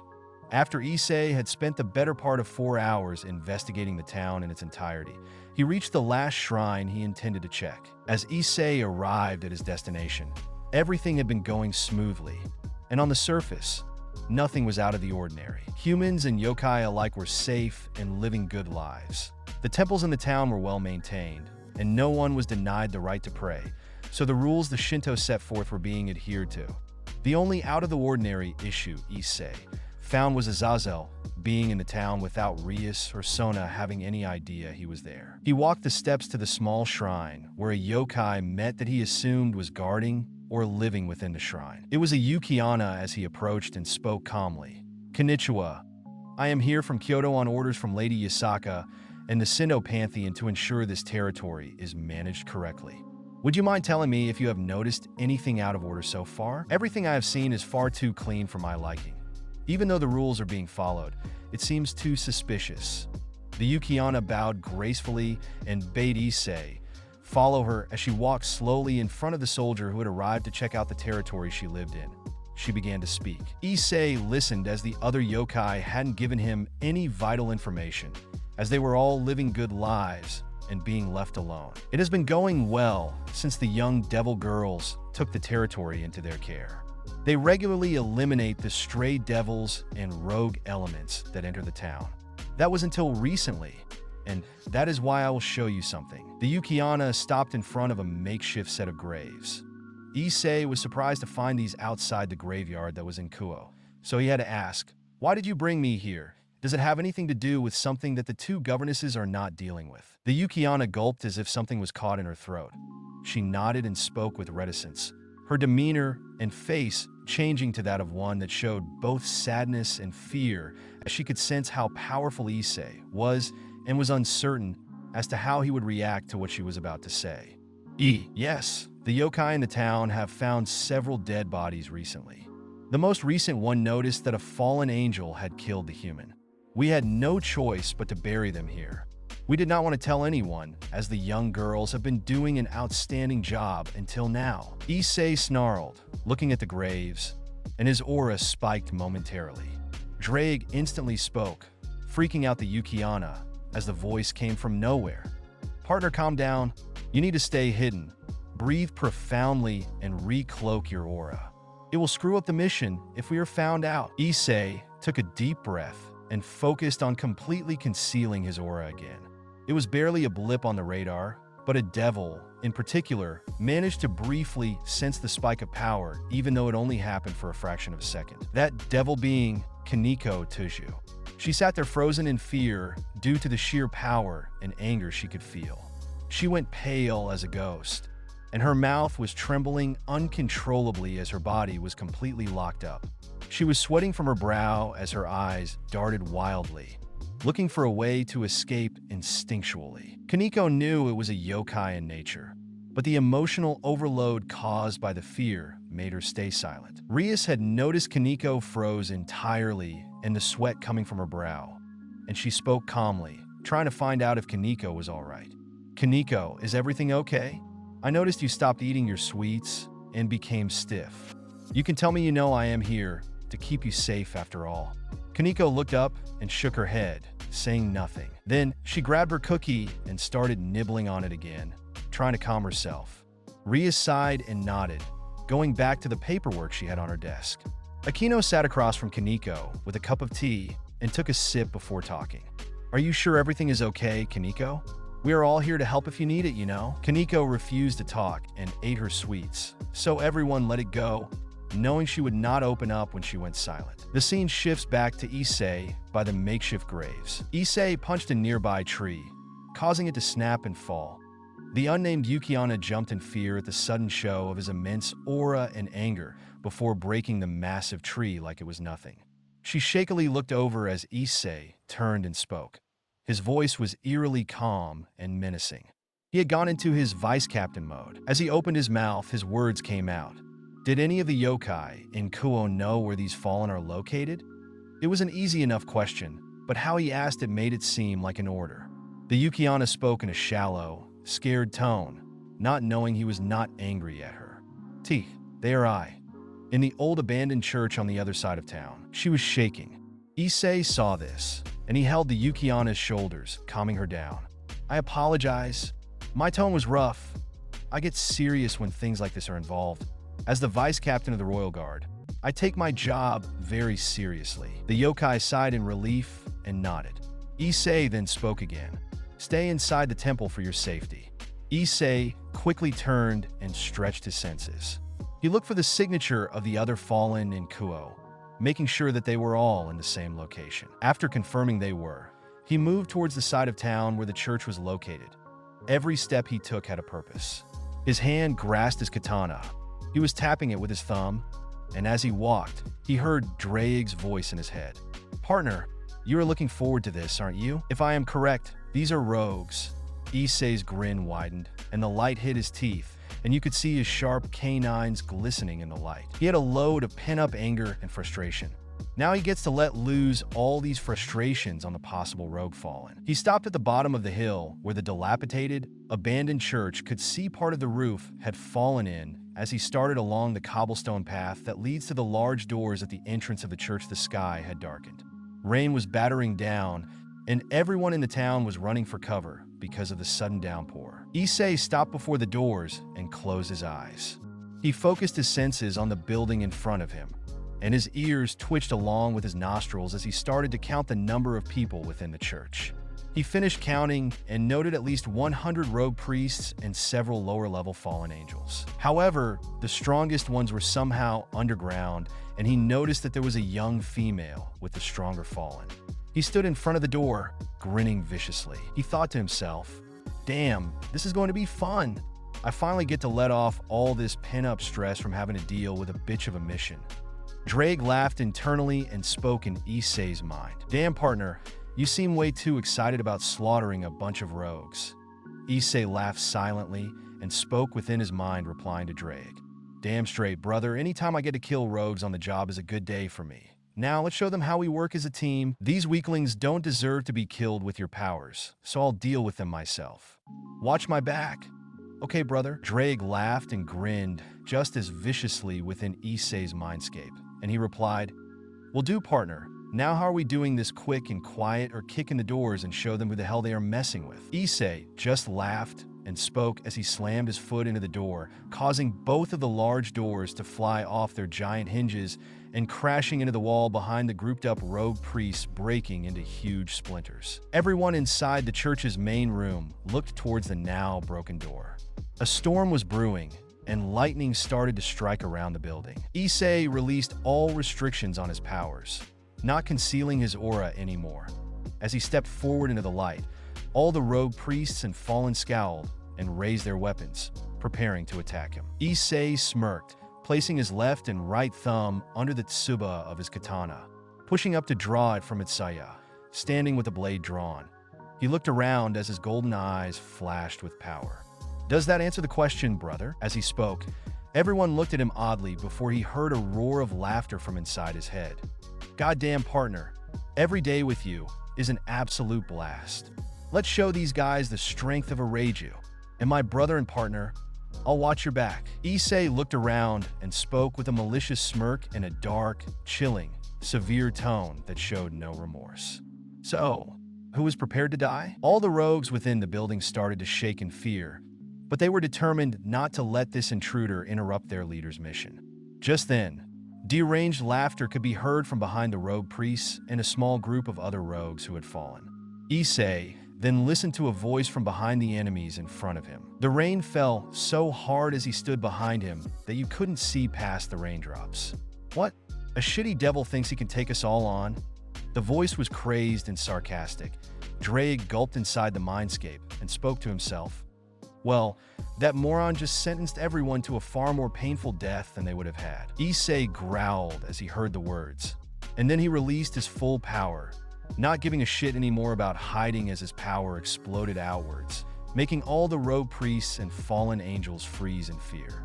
As he refocused his mind, knowing he should be mentally clear during combat. His father's training was resolute in his mind and body, alongside his years of work within the royal guard. All the rogue priests and the unnamed fallen in the dilapidated church looked in complete terror, their eyes widening to an almost comical proportion as they realized the one left in charge of the upper floor's defense had just doomed them all. The forces set up to defend their leaders watched as the shadowy figure blinked in and out with every flash of lightning.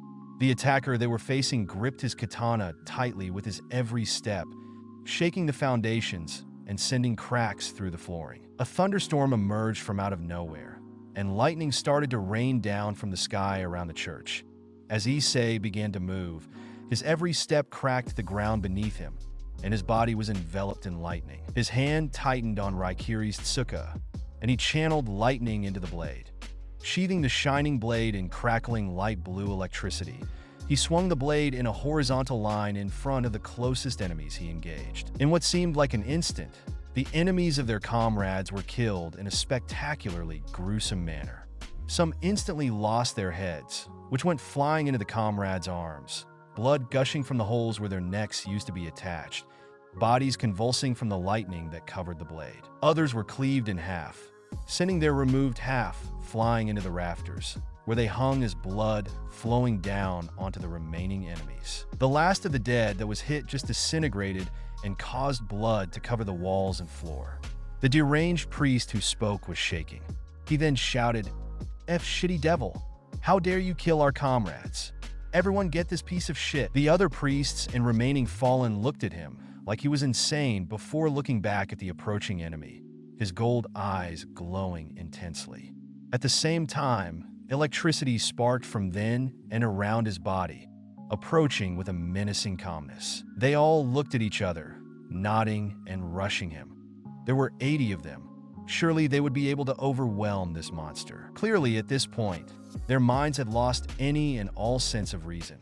Issei effortlessly dodged at the last second, moving like flowing water as Drake watched his six and alerted him to every incoming attacker. Left, right, behind you, partner. Back right, back left. This made a deadly combination in concert with his host's senses, as blades were swung at him in an attempt to damage him, and responded with a variety of lethal attacks, such as stabs through the neck, slices that instantly remove limbs, cleave the upper body in two, and other lethal attacks with such precision that he sent the enemies flying all over the place from the sheer force and skill of his movements, killing the rogue priests attempting to attack him with their light swords and spears that the fallen angels threw. Within what seemed like the blink of an eye, there was a pile of bodies and blood splattered on the walls, columns, and floor. Issei looked around, realizing the 10 remaining rogue fallen and the priest giving the orders. One of the fallen turned and shouted, "Damn it, Freed, get in here and help stop being a bitch," and standing there. The remaining rogue priests shouted back to their commander, the one standing at the back of the room. The man was wearing a traditional priest's robe with white hair and red eyes, while holding a light sword in one hand and a gun in the other, as the remaining forces looked back to Issei. They were scared for their lives as they had just watched this monster destroy nearly every single one of their comrades with zero effort and extreme levels of brutality, without even blinking or thinking twice. He appeared before Freed in a flash, bypassing the forces between him and Freed. Before they could blink, he raised Raikiri into the air, swinging his blade down vertically, and blood spurted from where Freed's left arm used to be. In future, learn the difference between devils and yokai. You useless bitch, Issei said as Freed looked at him. His face was painted in utter terror as the golden eyes bore into his skull. He then grabbed the stump where his arm should be. He then screamed in the realization reel. He had been relieved of one of his limbs before running and jumping out of the window. He laughed like a maniac and pulled out a horn he received from the group's leader, blowing into it with as much force as he could muster. The room shook. Freed then turned and leapt through the stained glass behind him, making a crashing sound as he screamed in fear. "F this, I'm getting out of here," as he disappeared into the thunderstorm. Issei turned and flicked the blood off Raikiri, looking at the remaining enemies before speaking again in a cold, calm, menacing tone. "Looks like your boss ran off. What will you do? Accept your fate or fight and add to my kill count." In response, several light spears are sent flying towards him. Effortlessly, he moves his neck and body minimally, and the spears fly past him, blasting into the wall behind him. Moving forward, he spoke viciously. "Fine. You chose death." Right on Kamikaze dash, he sheathed his katana and in an Ayajutsu stance, launched through the 10 fallen after being struck by lightning wolf jaws. As they all fell, their bodies exploded, their wings and limbs scattered around the main room that looked like a highly gruesome, one-sided slaughter took place. As Issei looked around at his handiwork, Drake interjected. "Hey partner, you didn't hold back at all, did you?" "Well, that priest did sign their death when he opened his stupid mouth. Don't forget there are still 5 signatures underground, and 1 is human." Issei nodded. Looking around, he saw an out-of-place stone. Before he had a chance to press it, he heard heavy breathing coming from behind him. As Issei turned around, he saw a gargantuan hand grip the side of the stonework from the darkness through an entrance he hadn't spotted while fighting the small fry that barely made him break a sweat. Issei could hear a groggy, low, rumbling gurgle from the darkness before hooves could be heard moving towards the entrance. A scraping metal sound can also be heard echoing from the darkness. 2 large horns emerged from the door, making the hulking figure's hand bend down to exit the door fully. And as it stood tall, Issei saw the beast in its entirety. A minotaur of immense size. Its enormous frame stands up straight, looking around still groggy. Its horns got caught within some of the entrails that hung from the rafters. As they wrapped around the beast's horns, the blood from the entrails torn from Issei's previous opponents streaked down the brown fur of the Minotaur's face. As the humongous beast came to its senses, it looked around the muscles under its brown coat, which could be seen flexing with each movement. The armor it was wearing moved while clinging to the creature's body. Its eyes stopped on Issei as he was the only living being in the room, surrounded by a sea of blood, grasping the haft of its double-headed axe that itself was dripping in blood. The Minotaur let out an earth-shattering roar, blowing what looked like steam from its nostrils before rearing down and cocking its muscles as it swept the floor with one of its hooves. Its eyes glowed with rage as it swung its horns around, preparing to charge. Issei looked at the unfamiliar hulking creature and smirked as his eyes sparked with energy. Finally, something worth my time. The rest of these guys were cannon fodder. He braced as the gigantic, hulking beast charged him as they slammed together. Issei braced, grasping the Minotaur's horns, grunting slightly from the impact, smirking as he was finally facing something worth his time. Due to the blood on the floor, Issei slid back further than initially calculated. But once he found his footing, he planted them into the stone beneath him and used his immense strength to lift the giant beast before hurling it behind him into one of the 4 stone pillars that surrounded the pair. As this was happening, Drake was watching intently. He was analyzing an alien minotaur. Having fought many in the past, he was considering everything: its massive size, the fact it wore armor, and even how it knew to use a weapon. But what happened next solidified his theory. As the dust cleared from where the Minotaur's hand landed, it stood straight, towering over Issei, opened its mouth, and began to talk. "Tiny man-wolf, strong you not beat me. I not loose." The Minotaur started to pound the ground, sending debris flying everywhere. His skin took on a red hue before a stream began to emerge from its body. When it looked towards Issei and had glowing red eyes, Drake's suspicion was confirmed, and he cursed, which caught Issei's attention. As he spoke to his partner and brother telepathically, "Oh, just fantastic. Well done, brother. You have done it this time." Issei replied quickly to ascertain just what he was in for. "What do you mean, Drake? Do you know what this thing is?" Issei could almost hear Drake's facepalm before speaking again. "Yes, I do, partner. It is a Minotaur from Greece, but goddamn, did you hit the jackpot and not in a good way. Typical Minotaurs are A-rank combatants and can't talk. Anyone from high rank up could kill, but with a rough fight, they would have wounds of their own, too. But you, brother, are facing an elder Minotaur. Once they reach 500 years of age, the Minotaur becomes intelligent enough to speak fluently and becomes vastly more dangerous, raising from A to S rank in threat. The older an elder Minotaur is, the stronger it gets. And you, my brother, just sent this particular elder Minotaur into a berserk rage. Don't use magic. It will be useless. Use everything at your disposal and think tactically. Use this beast's rage against it, and we can win." Issei's grin widened into a full-on smile, showing all his sharp canine-like teeth. "So tell me exactly why magic doesn't work on this big guy." Issei raised Raikiri in a defensive and readied himself from an incoming attack. Drake responded as always. Minotaurs have an innate resistance to magic.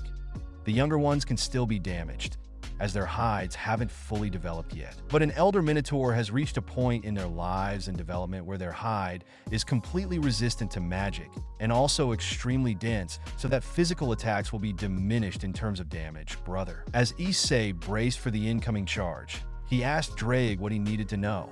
"So, brother, what do I need to pay attention to with this elder Minotaur?" Drake replied with precision. "First, this beast's hide is extremely tough, and elder Minotaurs externally are extremely resistant to magic, so force on physical attacks. Do not let it get its arms around you. It will crush you like a twig. Lastly, since it is an elder Minotaur, you must pay attention to the axe and the armored areas. Besides that, it hits like a truck, so brace. Even though you are extremely resistant due to your father's training, you will still risk fractured bones bare minimum broken at a max." Issei steadied himself, sheathing Raikiri and taking a wider stance, lifting his arms. Bracing as he saw the giant humanoid bull, it shook its head, swinging its gigantic horns in the air, puffing smoke from its nostrils right before the hulking beast steaming still. The red in the elder Minotaur's eyes began to glow more intensely as it tore up the church's floor in its rampaging charge towards Issei. When they clashed, a resounding boom caused every window that wasn't already broken to shatter, throwing glass everywhere.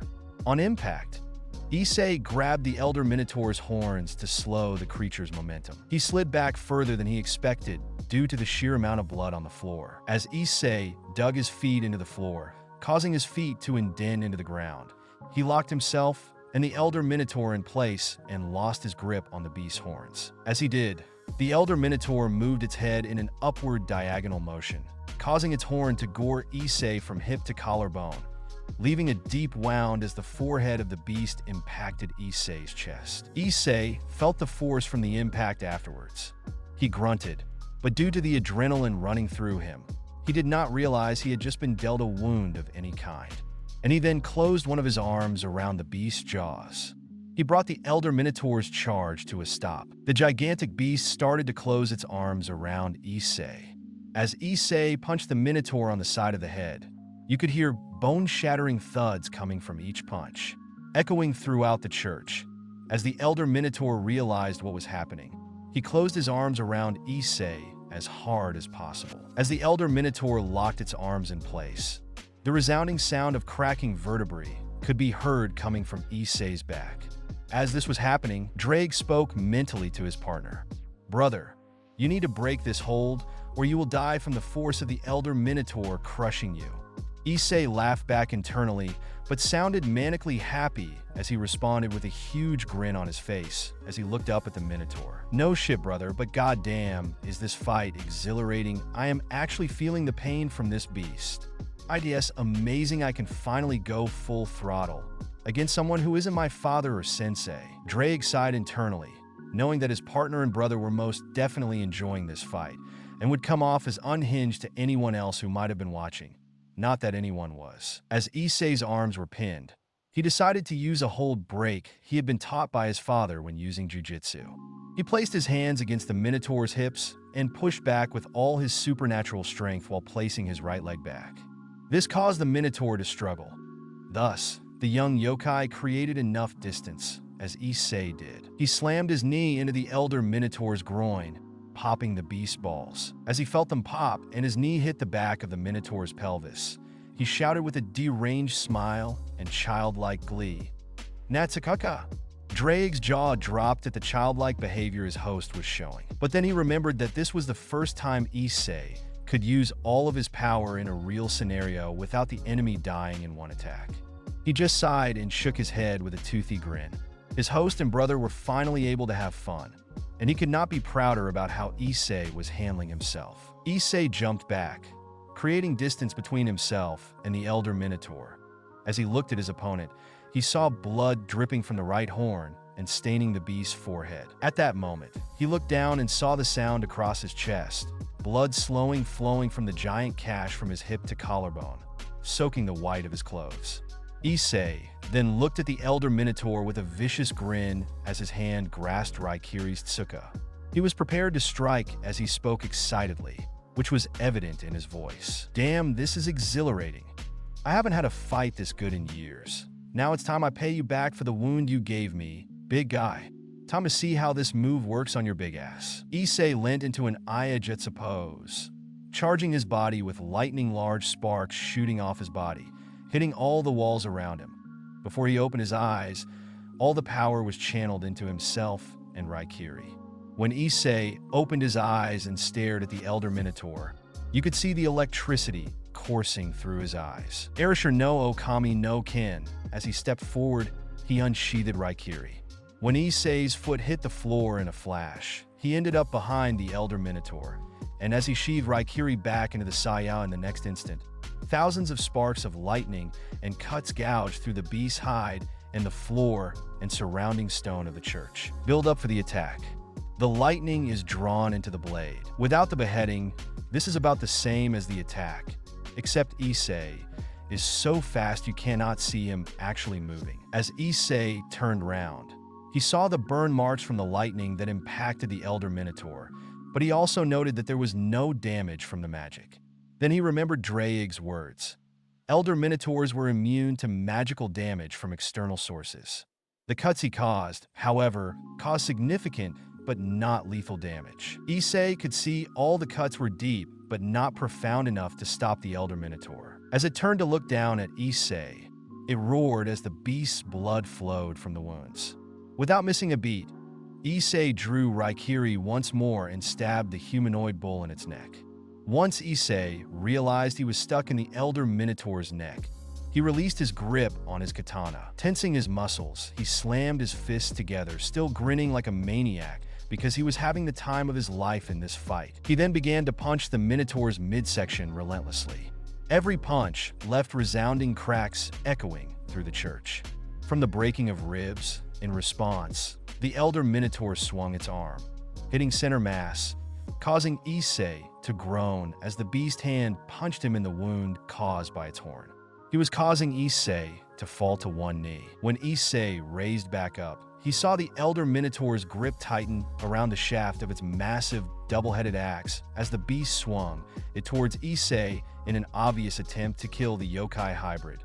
But unbeknown to the crazed creature, Issei used his insane reflexes and enhanced senses to dodge effortlessly under the head of the axe. Issei then punched the beast in the side of the head as hard as he could, causing the entire left side of the Elder Minotaur's skull to crack.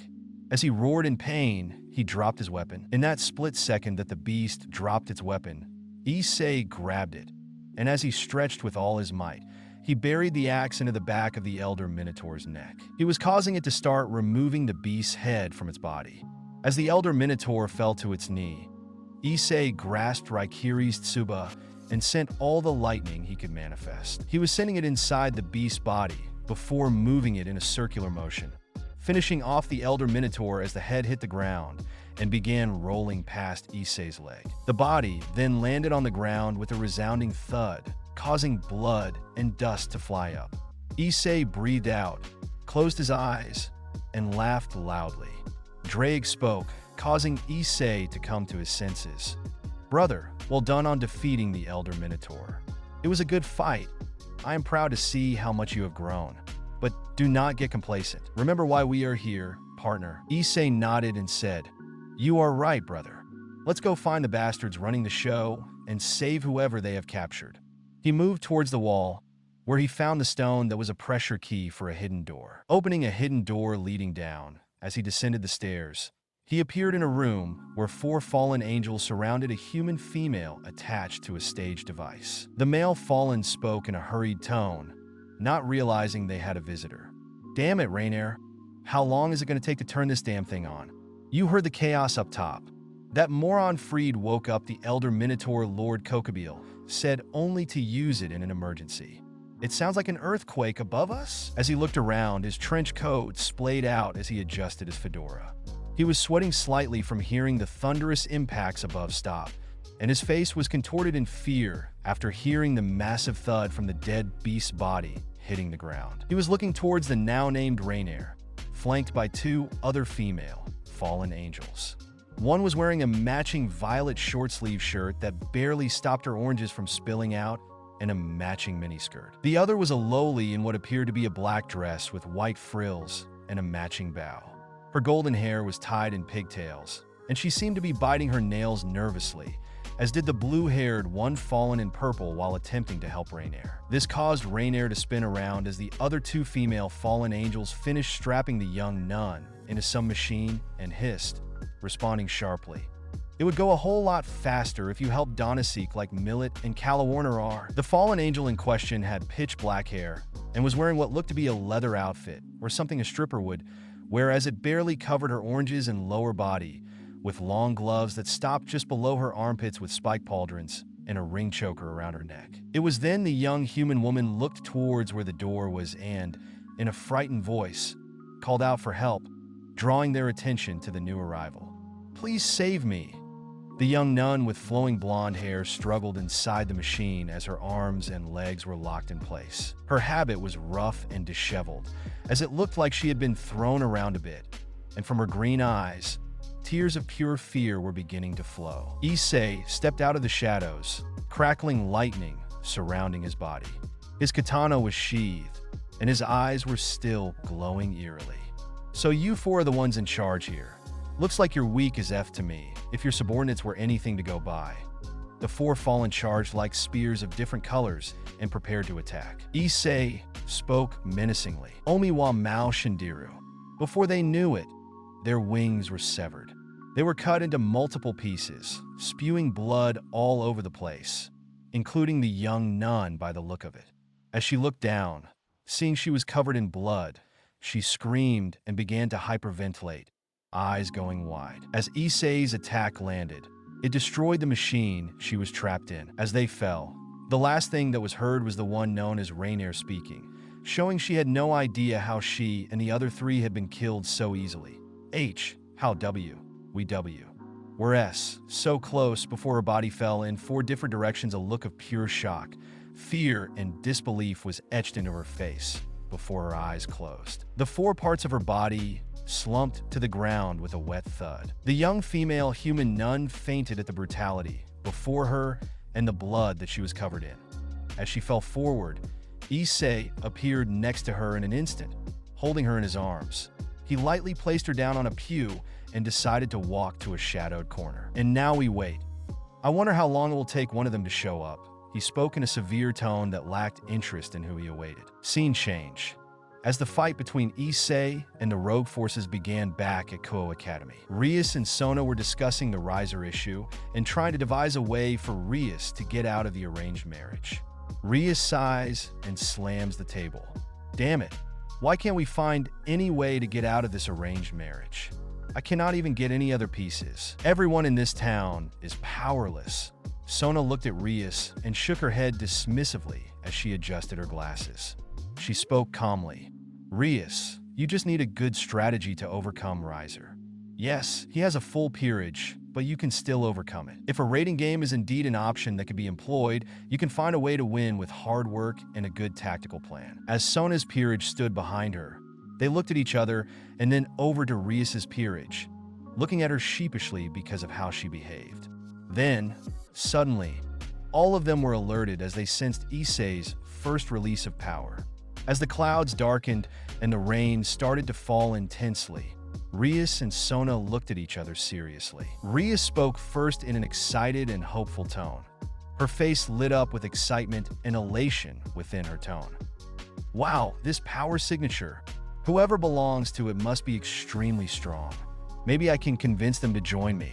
Whoever it is could guarantee me victory against Riser. Sona took this moment to speak. Rias, may I remind you that if this person were, in fact, friendly, they would have announced themselves. And judging by the level of power, they are at least low-tier ultimate class in comparison to the Devil's power scaling.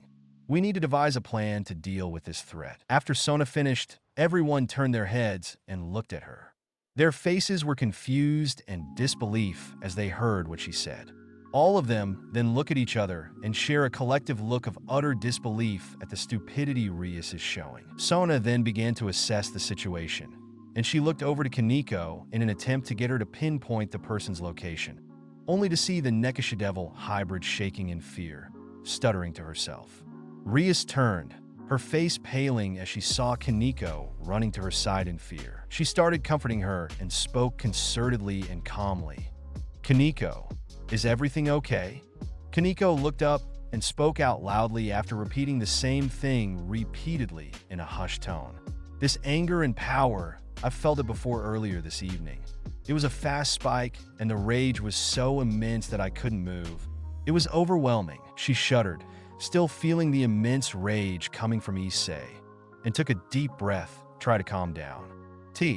They are located at the abandoned church. Kaneko fell backwards, her face riddled with fear. Her yokai powers were always a point of fear for her due to what happened to her older sister, Kuroka. She feared falling into the same madness, but the fact that she could not turn off her sensory abilities caused her to always be on edge about losing control. Kaneko was wide-eyed and frightened. Sona looked at Rias and spoke seriously. I will take my peerage and create a perimeter around Kuoh. You and yours go to the abandoned church, and I suggest you take care of Kankyo. She is terrified right now. Rias nodded. Standing up, she spoke. Akino, Kiba, and Kaneko let go. We need to discover just who this intruder is. She summoned a transportation circle, and everyone assembled by her and Kaneko. Everyone spoke in unison, Hi Bucho, as Rias and her peerage emerged from the teleportation circle in front of the broken-off doors of the abandoned church. Everyone froze. Before they could even go inside, they were hit with the pungent smell of blood and burned flesh. As Rias gathered the strength to move forward, her peerage followed when they stepped through the doors. The first thing they saw was the headless corpse of the Elder Minotaur. There was blood still spurting from the hole where the head was connected as muscles twitched due to the electricity that Issei had caused to surge through its body with his final blow. All the blood, guts, extreme gore, arc-burned corpses around, blood all over the walls and body parts hanging from the rafters and limbs strewn across the top floor. As they retched, they noticed the bodies were a mixture of humans and fallen angels. The inexperienced teens all threw up at the sight of a vicious slaughter in front of them. On the bottom floor below where all the chaos had taken place, Issei smirked as he leaned in the shadows hidden with his eyes closed, talking to Drake in his head. "Looks like I won our bet, brother." The spoiled brat and her peerage were the ones that turned up. Drake sarcastically snarled a little bit. "Damn you, and your calculating nature, you are far too good at this, partner. Can you hear that? It looks like they haven't seen the carnage you caused before. Inexperienced children will never survive in this world." Issei smirked evilly, taking censored and causing pain for devils until he sensed something that changed his outlook mildly. Is that a Nekasha devil hybrid? I guess I can be nice to her, not the rest. But I will give Rias one last chance because of what my mother taught me. Drake smiled internally. He was proud Issei kept to Mickey's teachings, which he had seen through Issei's memories. "Come to think of it, partner, what are you planning on doing with the heads of the rogue angels you stuffed into the bag you're carrying?" Issei spoke in reply. "I'm going to have a talk with the so-called Governor General and tell him to fix his shit." Drake paled a bit and decided to stay silent. He knew this would be risky, but he could change his partners' and brothers' minds once he had decided, even though this was extremely off-mission and dangerous. As that thought ended, Issei looked up, hearing footsteps coming down the spiraled staircase. Then he heard the gasps as they saw the headless, wingless bodies of the 4 fallen angels. Rias quickly scanned the perimeter, trying to find the one that caused all this carnage, and her eyes landed on the young blonde nun lying on a broken pew unconscious. She ran forward to check if the girl was alive. The rest of the peerage moved into the room on edge, their stomachs still churning from the gruesome scene they had to walk through. As they looked around, Kiba held his sword at the ready, and Konkyo and Akino were on edge and prepared to attack. Suddenly, a voice comes out from the darkness. So the heiress of the Gremory clan finally decided to do the job she is supposed to do. "I did it for you, Governess." The venom and sarcasm were apparent in his voice as everyone swung round to a shadowed corner near a broken window. Suddenly, 2 golden orbs that crackled with lightning appeared in the inky black shadow. Kaniko's tall, lithe, petite frame shrank back as the orbs focused on her. Her instincts told her to be afraid, but she had no idea why her face contorted with primal fear as she readied herself for a fight. The rest began to form a semicircle around the shadow. Laughter came from the darkness. "Rias Gremory, you and Sona Citri should be far more proactive in defense of your assigned territory, lest you forget you rent this land from the Shinto pantheon and, by extension, the yokai. There are conditions for the devils to follow if they wish to keep ownership of the rented territory. You and your friend are woefully failing at those conditions from my investigation." Issei's voice was mature, calm, and cold. It showed the nature of his experience with what he had done and what he was talking about. However, Rias could not see this unknown person criticizing her best friend, and her pride got the better of her. She stepped forward and spoke aggressively, showing her immaturity. Her face showed just how angry she was due to her grinding her teeth and the fact that she was clenching her hands tight and shaking with rage. "How dare you lecture me on what I do inside my territory? You are a trespasser who has caused mayhem and might spark conflict with the church and fallen angels." Before she could finish her sentence, a low growl rumbled through the room as the shadowed Issei raised his voice, keeping the tone cold and uncaring, but also full of authority. "Shut your mouth, child. You know nothing. If you took any time to look around, you would notice these are rogue elements. For example, they were about to kill that human you were standing in front of, not to mention the numerous other humans they have already killed. There were over 20 graves out in the forest of humans you failed to save, and your inexperience shows itself when you focus on the surface facts without bothering to look into them properly. You have one chance to change your ways, or the Shinto and yokai will take back what is ours. Issei's tone then softened, and his eyes shifted to Kaneko. I am saddened to see a Nekashu turned into a devil. Do not fear your true powers. They are not dangerous. I hope you will come to realize this truth. Rias Gremory, you have been warned. You can start your redemption by keeping that nun safe. He pointed towards the woman lying on the pew behind her. As he finished talking to Kaneko, a lightning bolt struck him through the broken window, and he disappeared. He recloaked his aura completely and perched on the roof of the church, holding the fractured cross from the inside. He could hear Rias ranting about how dare he disrespect the sister of a Mu and the governess in her territory. Sighing, he jumped away, moving towards the buildings. Landing in front of where he knew Azazel was holding up, he slammed his fist into the door repeatedly. He heard a voice from the other side of the door yelling, "All right, cool your tits. I'm coming." The man opened the door. Issei looked at him coldly as the middle-aged man with violet eyes looked into the eyes of the stranger. His blonde bangs were messy, along with the rest of his black hair and scruffy beard.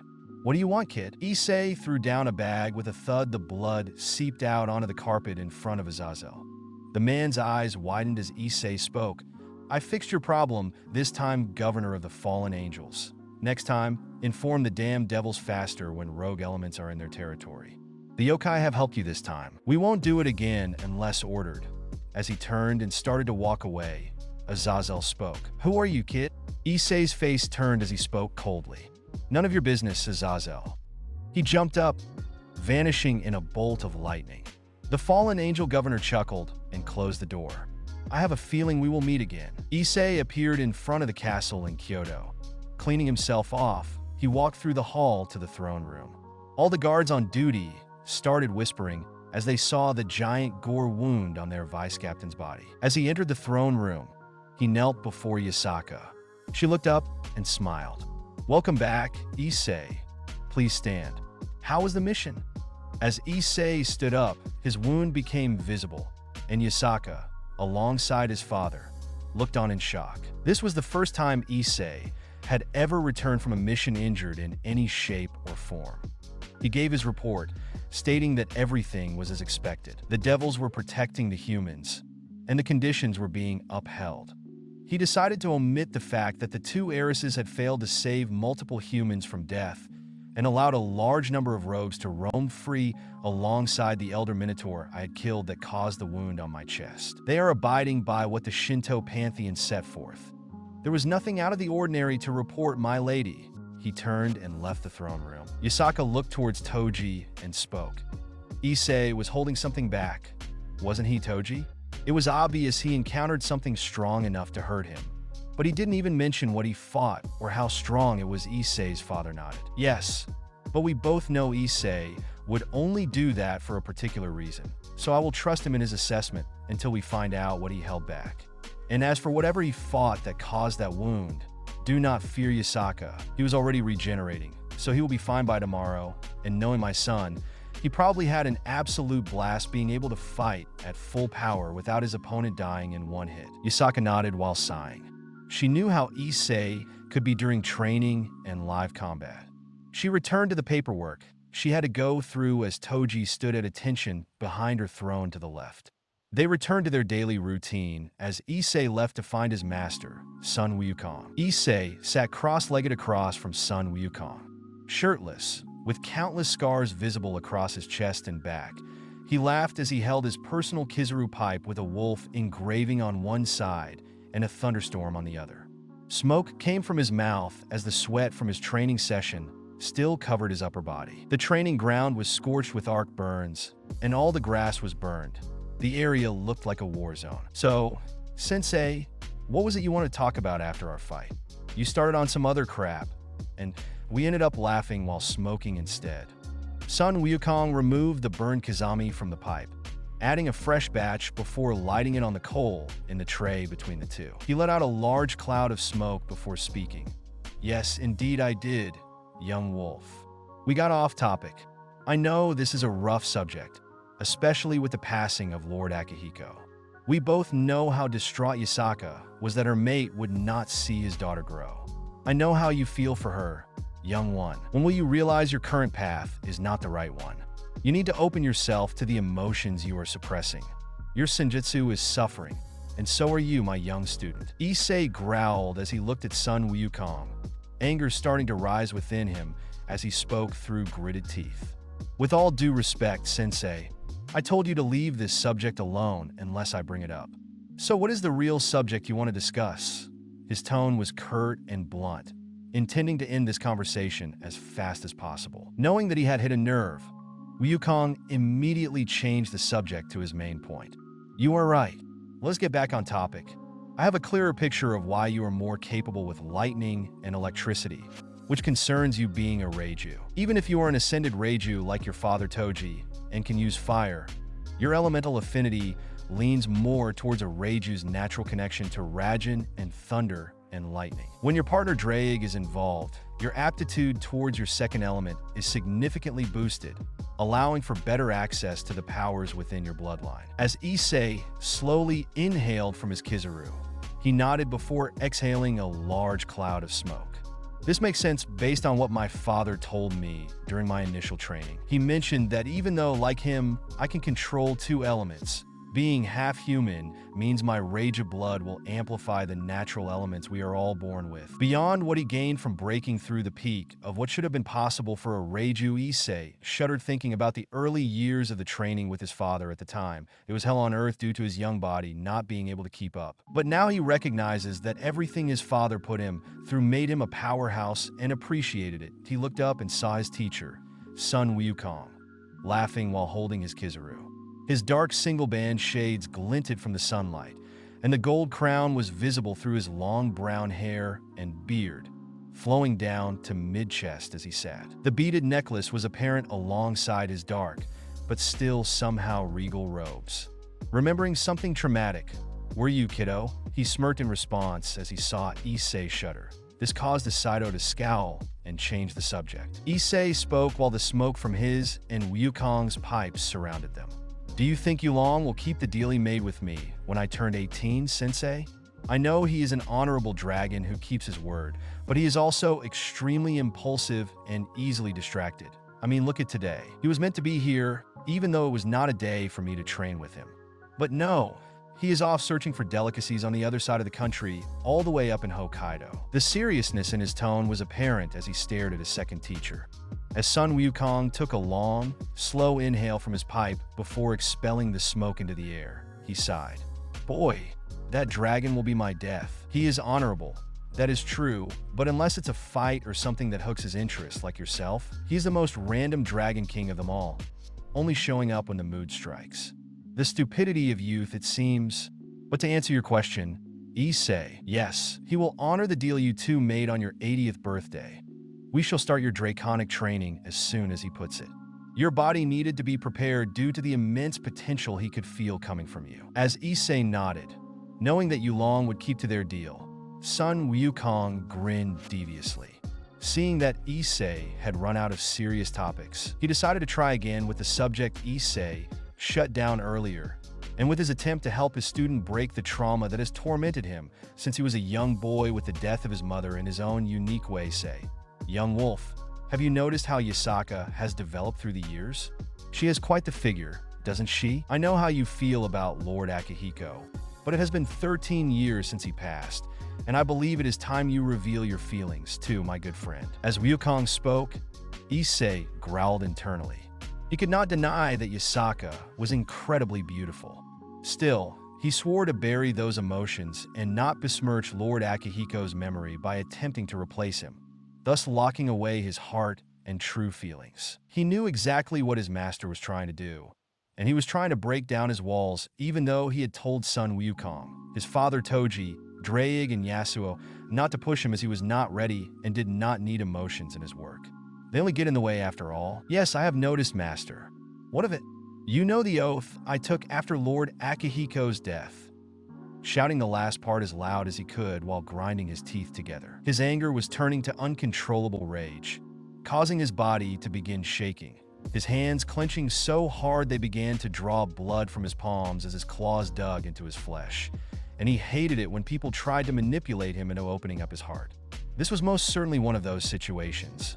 Wukong looked over. He could tell his young student's anger turned to rage when he noticed the physical changes in Issei, but he could not give up just yet.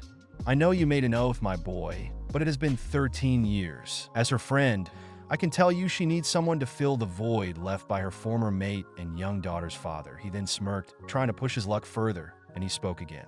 I can say she has a great pair of ample oranges and a nice behind. I know you harbor feelings for her. Why not confess? I'm sure she would reciprocate. At this point, Drake could feel his host and partner's rage peak over to dangerous levels, and thus, he manifested the boosted gear and spoke as Issei's canines grew, and he growled audibly. Son Wukong, while I appreciate your attempts to open my partner's heart, I warn you now to cease all attempts. My partner is close to a threshold I do not wish him to fall into. So I give you this one warning. Halt what you are doing. Wukong withdrew and silenced himself, as he could feel the intense rage rolling off Issei at this moment, and he had been around long enough to know that Drake was referring to the Juggernaut Drive. I apologize, Drake, and to you, my pupil, I only wish to see you open up. At this time, two people came walking towards Issei and Wukong. One spoke out, his tone showing anger.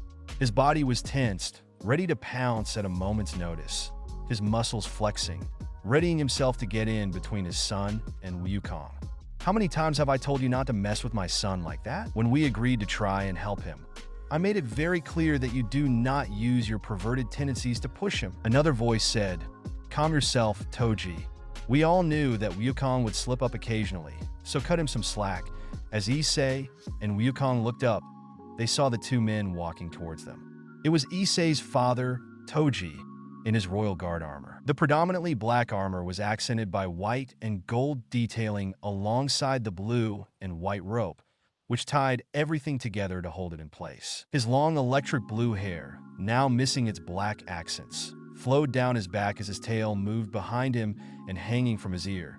There were large circular black earrings with silver accents and long black fabric trails. His eyes alight with power due to his angering son Wukong, and at the same time, holding Erasure to son Wukong's face. The hair color change described and earrings will be revealed later. The second was Issei's uncle, who had been so-called Yasuo. He was a black Tengu dressed in traditional armor, an odachi sheathed on his hip. His black bird head and wings were pronounced, along with the detailing on his armor. The red string that held his armor in place was striking against the dark color of the armor and space silver emblems. Issei looked up after finishing the Kizami tobacco in his kizaru. He placed it down and looked up. Oyaji and Aji-san, what are you two doing here? I thought it was your day off, as it is mine to train with son Wukong. Toji and Yasuo looked at him and grimaced. Yasuo stretched his wings, and the feathers on his head and wings moved and swayed in the wind as Toji moved forward. Lady Yasaka called for you. It seems we have a visitor. The Devil Kings, Lucifer and Leviathan, have come to talk to Lady Yasaka about a recent operation by the yokai in Kuoh. Issei growled, standing up, and he grabbed his towel to wipe himself down and clean up. Scene change. Earlier that day, at Kuoh Academy in the old school building home to the Occult Research Club, Rias paced back and forth with a magic circle by her ear as she waited for it to connect. As she paced back and forth, her face was twisted in anger, her body was obviously tense, and her hands were balled. She whispered obscenities and prideful words as she couldn't believe that someone would talk to her in such a manner. As she did, the members of her peerage watched, and they could hear her words due to their devil's hearing. Still, they all noticed that Rias was trying very hard to hide the fear in her stance and stride. Kaneko, Akino, and Kiba looked at each other and shivered in fear, remembering the sight that they had witnessed, the brutal nature of the yokai that completely massacred all of the Rouge priests and fallen angels. As the magic circle connected, she heard a voice come through. Riri, what can I do for you? Grafia told me you had an urgent matter you wish to discuss. Is everything all right?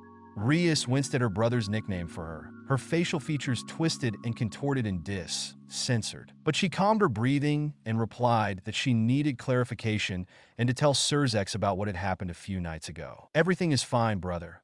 I just need to tell you about something that happened in my territory. We had an uninvited guest that caused quite the scene.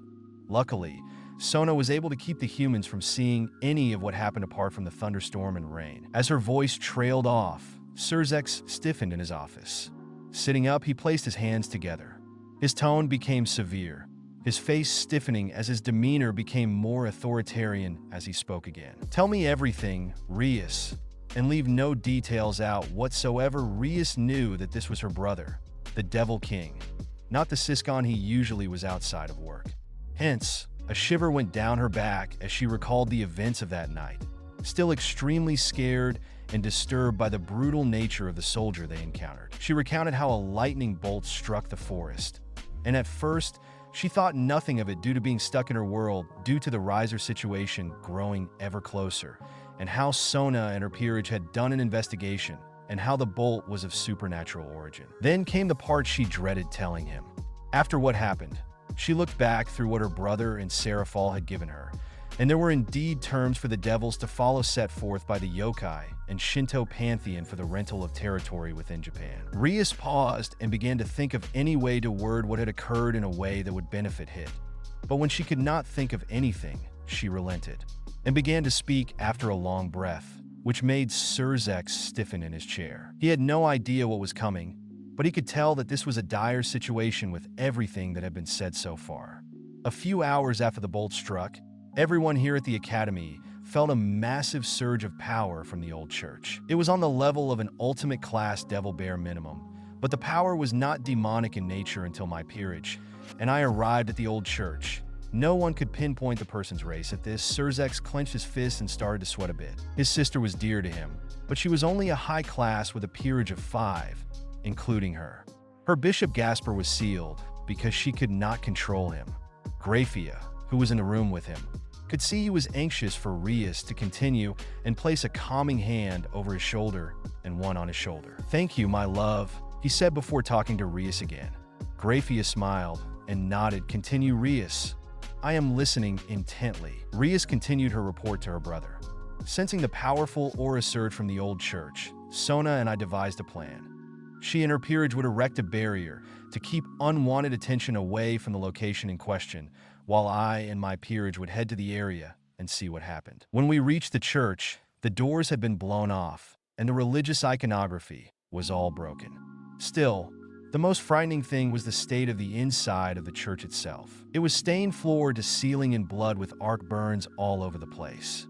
A giant humanoid bull's headless corpse lay in the center of the church, its head off to the side with blood spurting out of its neck and spasming long after death. Alongside, hundreds of bodies strewn across the floor without heads, some embedded in the walls seemingly crushed with immense strength and last.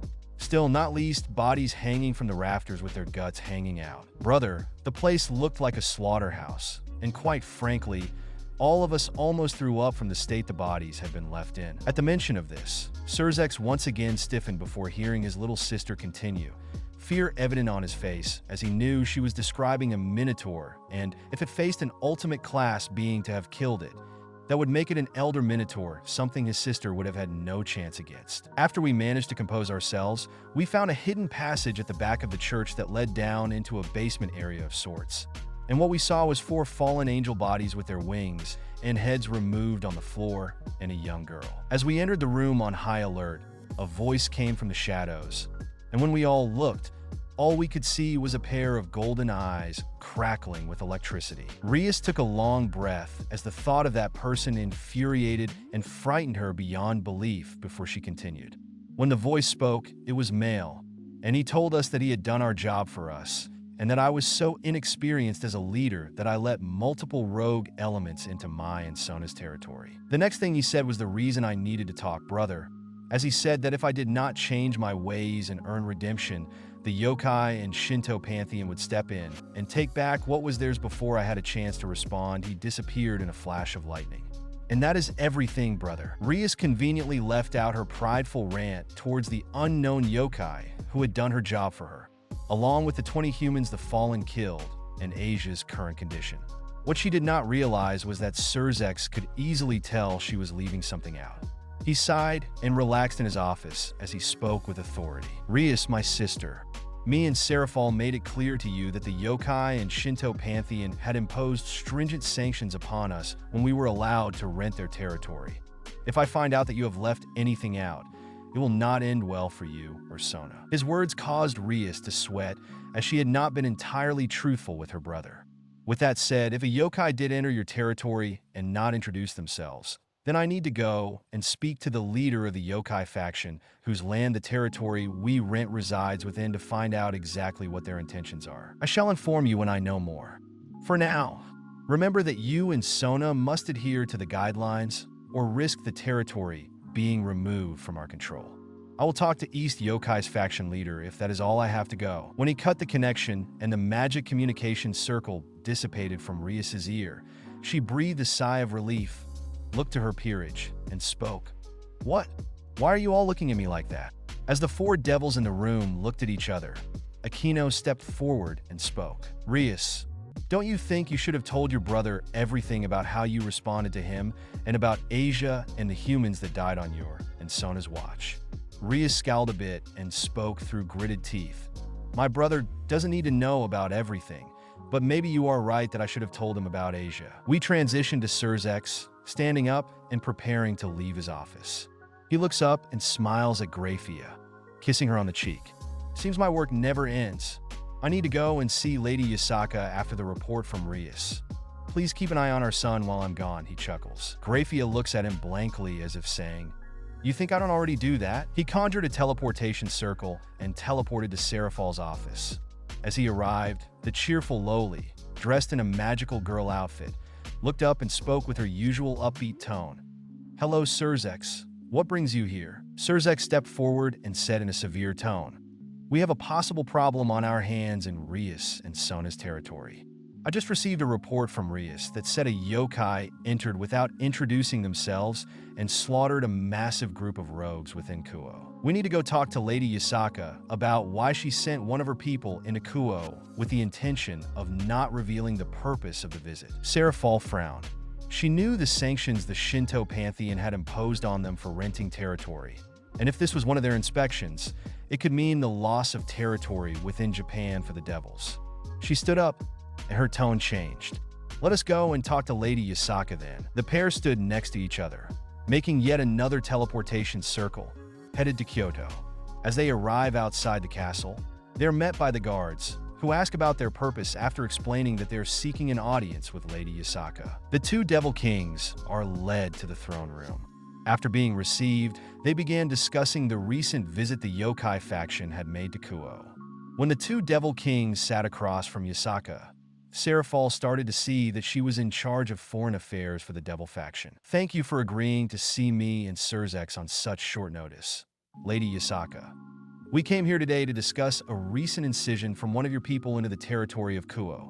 We would kindly like some clarification as to why they did not introduce themselves at the time of their arrival, and also why we were not informed of the inspection. Serafal spoke with a courteous tone that held no ill will, so Yasaka responded in kind. It is no problem at all. Why don't we call the one who inspected it so we can hear it from his mouth? He already gave me his report, and everything was fine from his perspective. Although I know he withheld specific details, and as the second in command of the Royal Guard, I trust his judgment on why he did this. But let us ask him directly when he arrives. As for why you were not informed, Lady Serafal, it is simple. The Shinto pantheon made it clear that inspections can happen at any time with or without prior notification to those renting territory in our country. Yasaka motioned for Toji and Yasuo. Please go and fetch your son for me, Toji. It seems that Issei's presence is needed at this meeting. Toji and Yasuo bowed, and after they left the throne room, Toji sighed, speaking to his longtime friend. Issei is going to be pissed off. His day of training is being interrupted. I pray to the kami that he doesn't do something he will regret. Yasuo just laughed and responded, And that's why you, as his father, are going to tell him I'm just coming along because Lady Yasaka ordered us both to retrieve him, and I haven't seen my nephew since he got back. Besides, I want to make sure his wound is healing." Yasuo's hand patted Toji's back as they made their way to the training area, where Issei and Sun Wukong could be found. Scene change. Back to the present as Issei arrives at the throne room. As Issei pushed open the door to the throne room flanked by his two wolves, his father, uncle, and teacher, his eyes narrowed, and his hand clenched around Raikiri as he glared at the Devil Kings. Issei took a deep breath and strides past them as if they were not there, not reacting to their immense power, which surprised the two Devil Kings as their faces changed, eyes widening in surprise. This person was supposed to be equivalent to an ultimate class devil, yet he was utterly unshaken by their combined power. Issei knelt in front of Lady Yasaka and spoke with confidence afforded by his position, but everyone in the room could feel the undercurrent of irritation and anger. "My lady, you called for me. Do you have need of my blade? Or is there a mission that needs my attention?" Yasaka looked at him with a smile, and a blush appeared on her face, causing Sun Wukong to laugh and Issei's father and Uncle Yasuo to smile. He, however, was oblivious as he had his head to the ground as he awaited her words. Yasaka spoke. "Rise, Vice Commander. I summoned you to discuss your recent investigation and assessment of Kuoh. You see, the siblings of those who govern the territory heard a somewhat different report than the one you gave me upon return to Kyoto." As Yasaka finished her sentence, Issei stood up and turned to look at the Devil Kings present, and before him, he saw Surzex Lucifer and Seraphal Leviathan. How did Issei already know the names of these two Devil Kings? It was apparent Issei was the vice commander of the Yokai Royal Guard.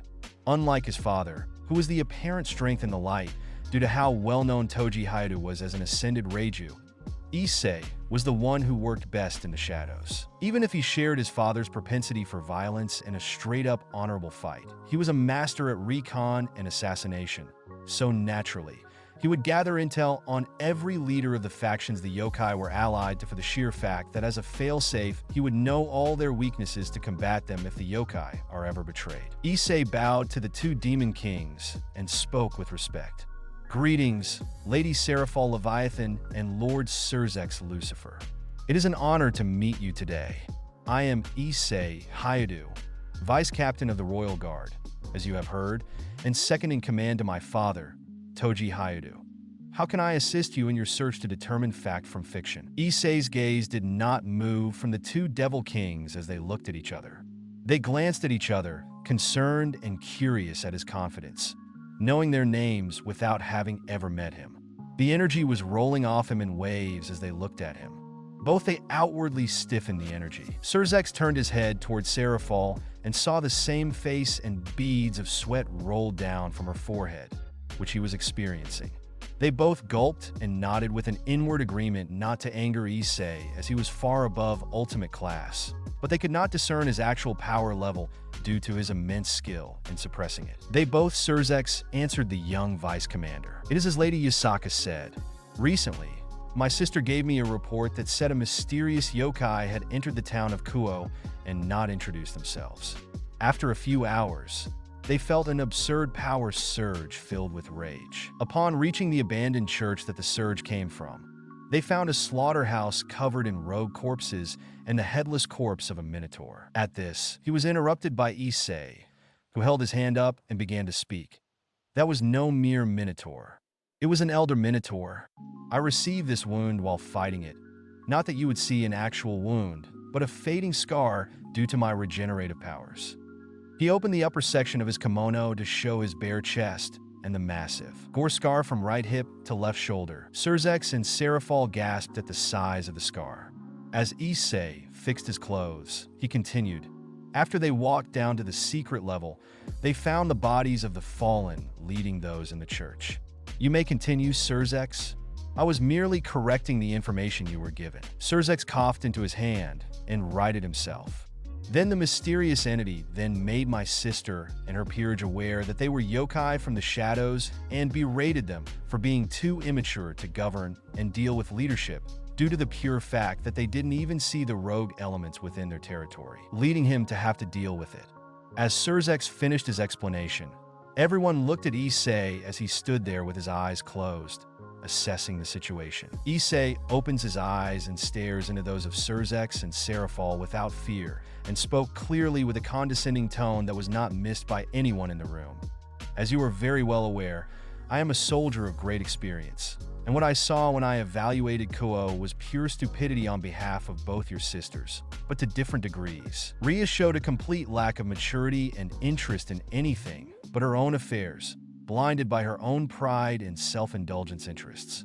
As for Sona, she has a different issue. She is a fine leader, but so blinded by her need to stay within the closed confines of the rules and regulations that she misses the simplest and most obvious answers, those outside the confines of her field of vision. As he took a breath, he spoke once more.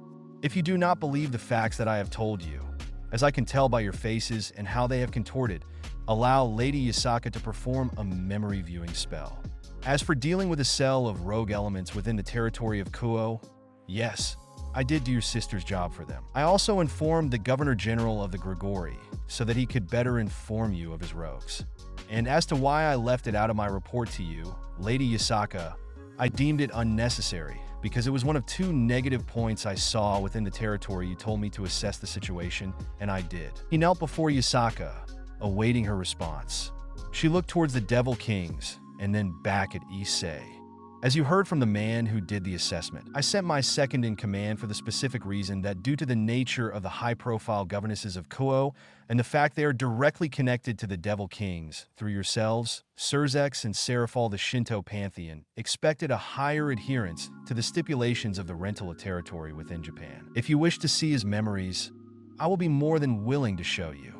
Yasaka's tone was stern, but also not aggressive. Surzex and Serafal shook their head after both individually realized that if they asked for that, they would risk relations with the yokai, so Serafal spoke in response. No need we trust in your vice captain's assessment and appreciate him explaining things within his own words to give light to the report we received from Surzek's sister. Thank you very much for your time. If there is nothing else, we shall take leave, having learned the truth. And Issei, thank you for your candor in explaining what transpired. You have given me and Surzex much to think over. Issei turned as he knew Lady Yasaka would understand he needed to return to his training. As he walked, he turned his head and spoke coldly. I gave your sister a chance to fix her immature, selfish behavior, Devil King Lucifer. I left the human nun who the Rouge Fallen attempted to kill in her care, and I assume she has been made a member of your sister's peerage, though I do not know the piece used by now. If a second incident occurs, the truth will come out for you and the Shinto pantheon. Finishing his sentence, he motioned with his head, and his two wolves, Shiro and Kajiro, raised from their positions to follow him as he left without another word or glance in the devil's direction.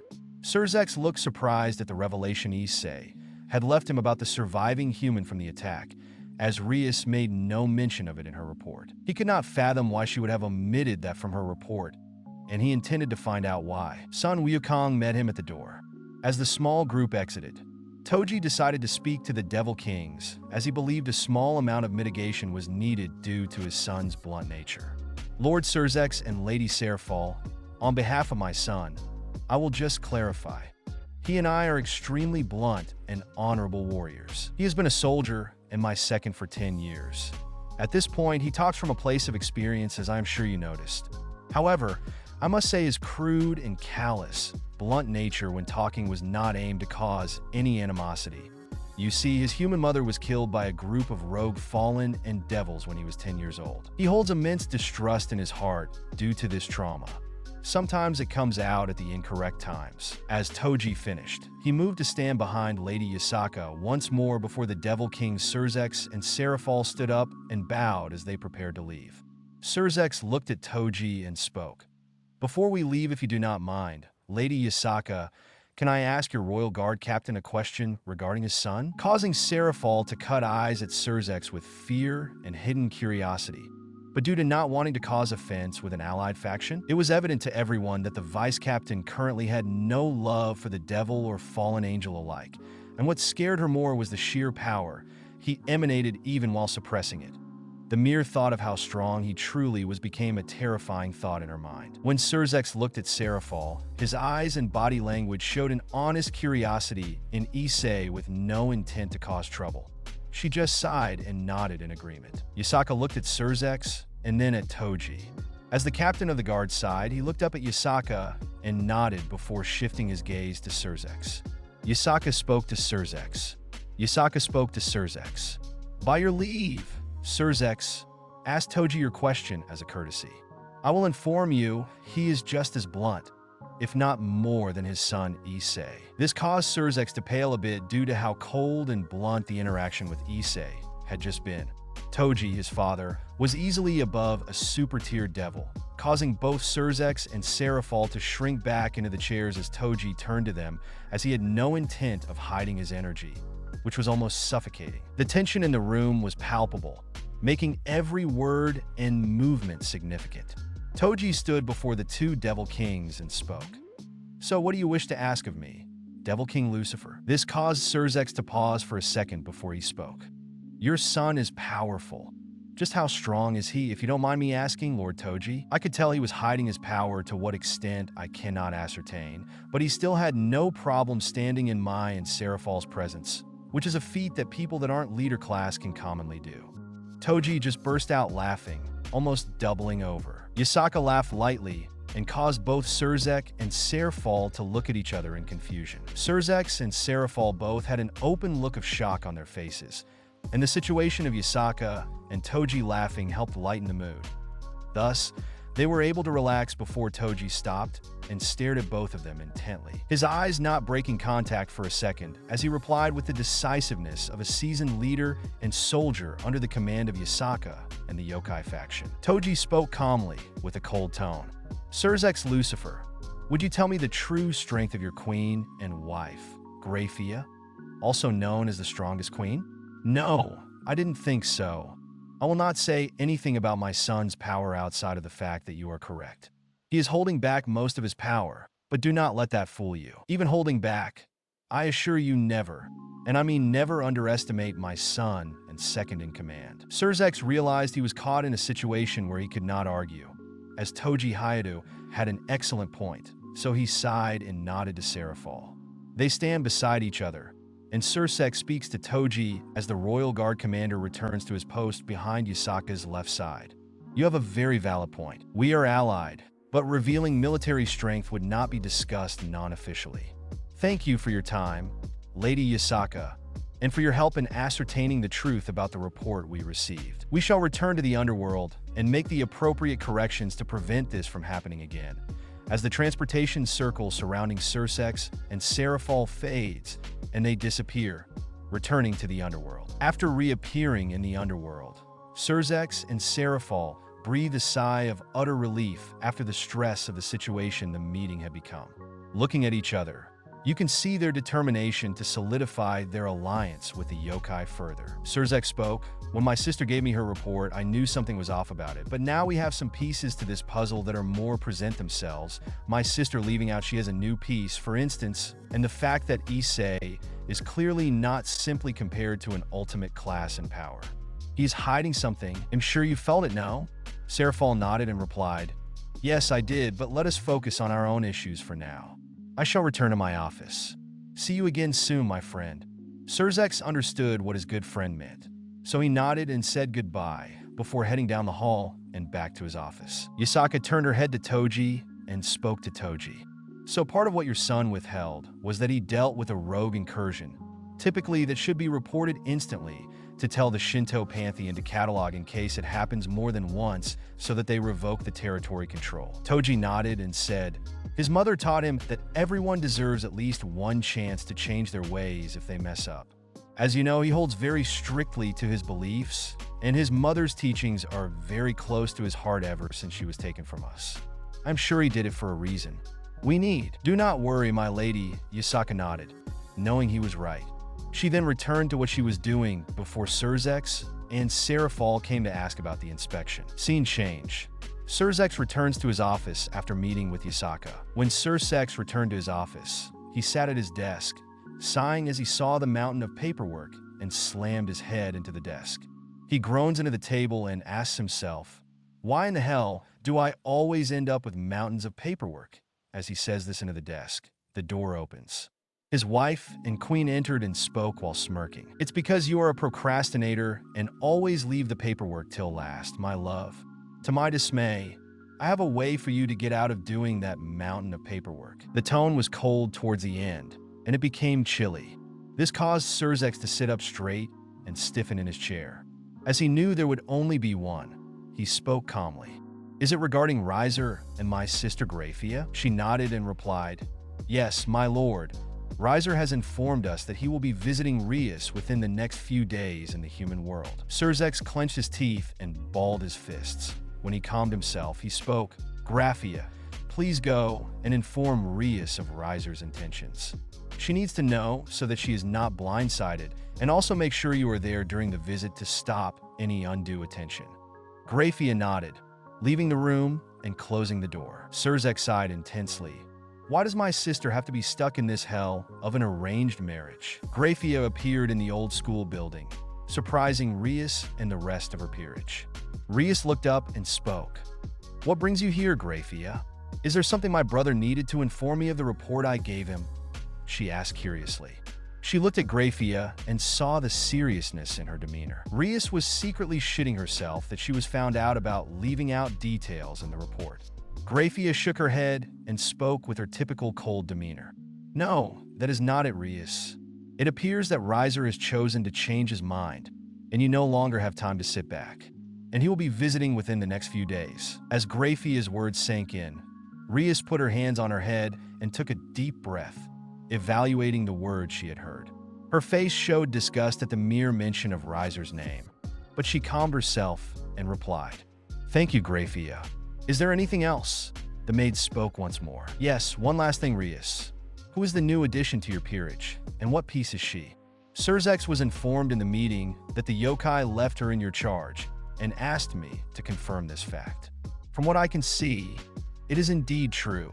I will also inform Surzex that the yokai who visited Kuoh spoke the truth. Rias looked up and spoke nervously as she did not expect her brother to find out so soon. "Ah, you mean Asia? She is my new bishop and has a unique healing type sacred gear." Graphia nodded and left in a transportation circle. After she left, Rias threw all of the contracts she was reviewing before Graphia arrived off her desk, scattering them all over the place. Then she swore loudly. Why now? Why does Reiser have to ruin everything now of all times?" Everyone in the old school building looked forlorn, and Rias gritted her teeth, knowing that her time was running short and soon she would have to face her inescapable fate. Arranged marriage to a womanizing piece of shit. Thanks for watching, everyone. See you in the next video.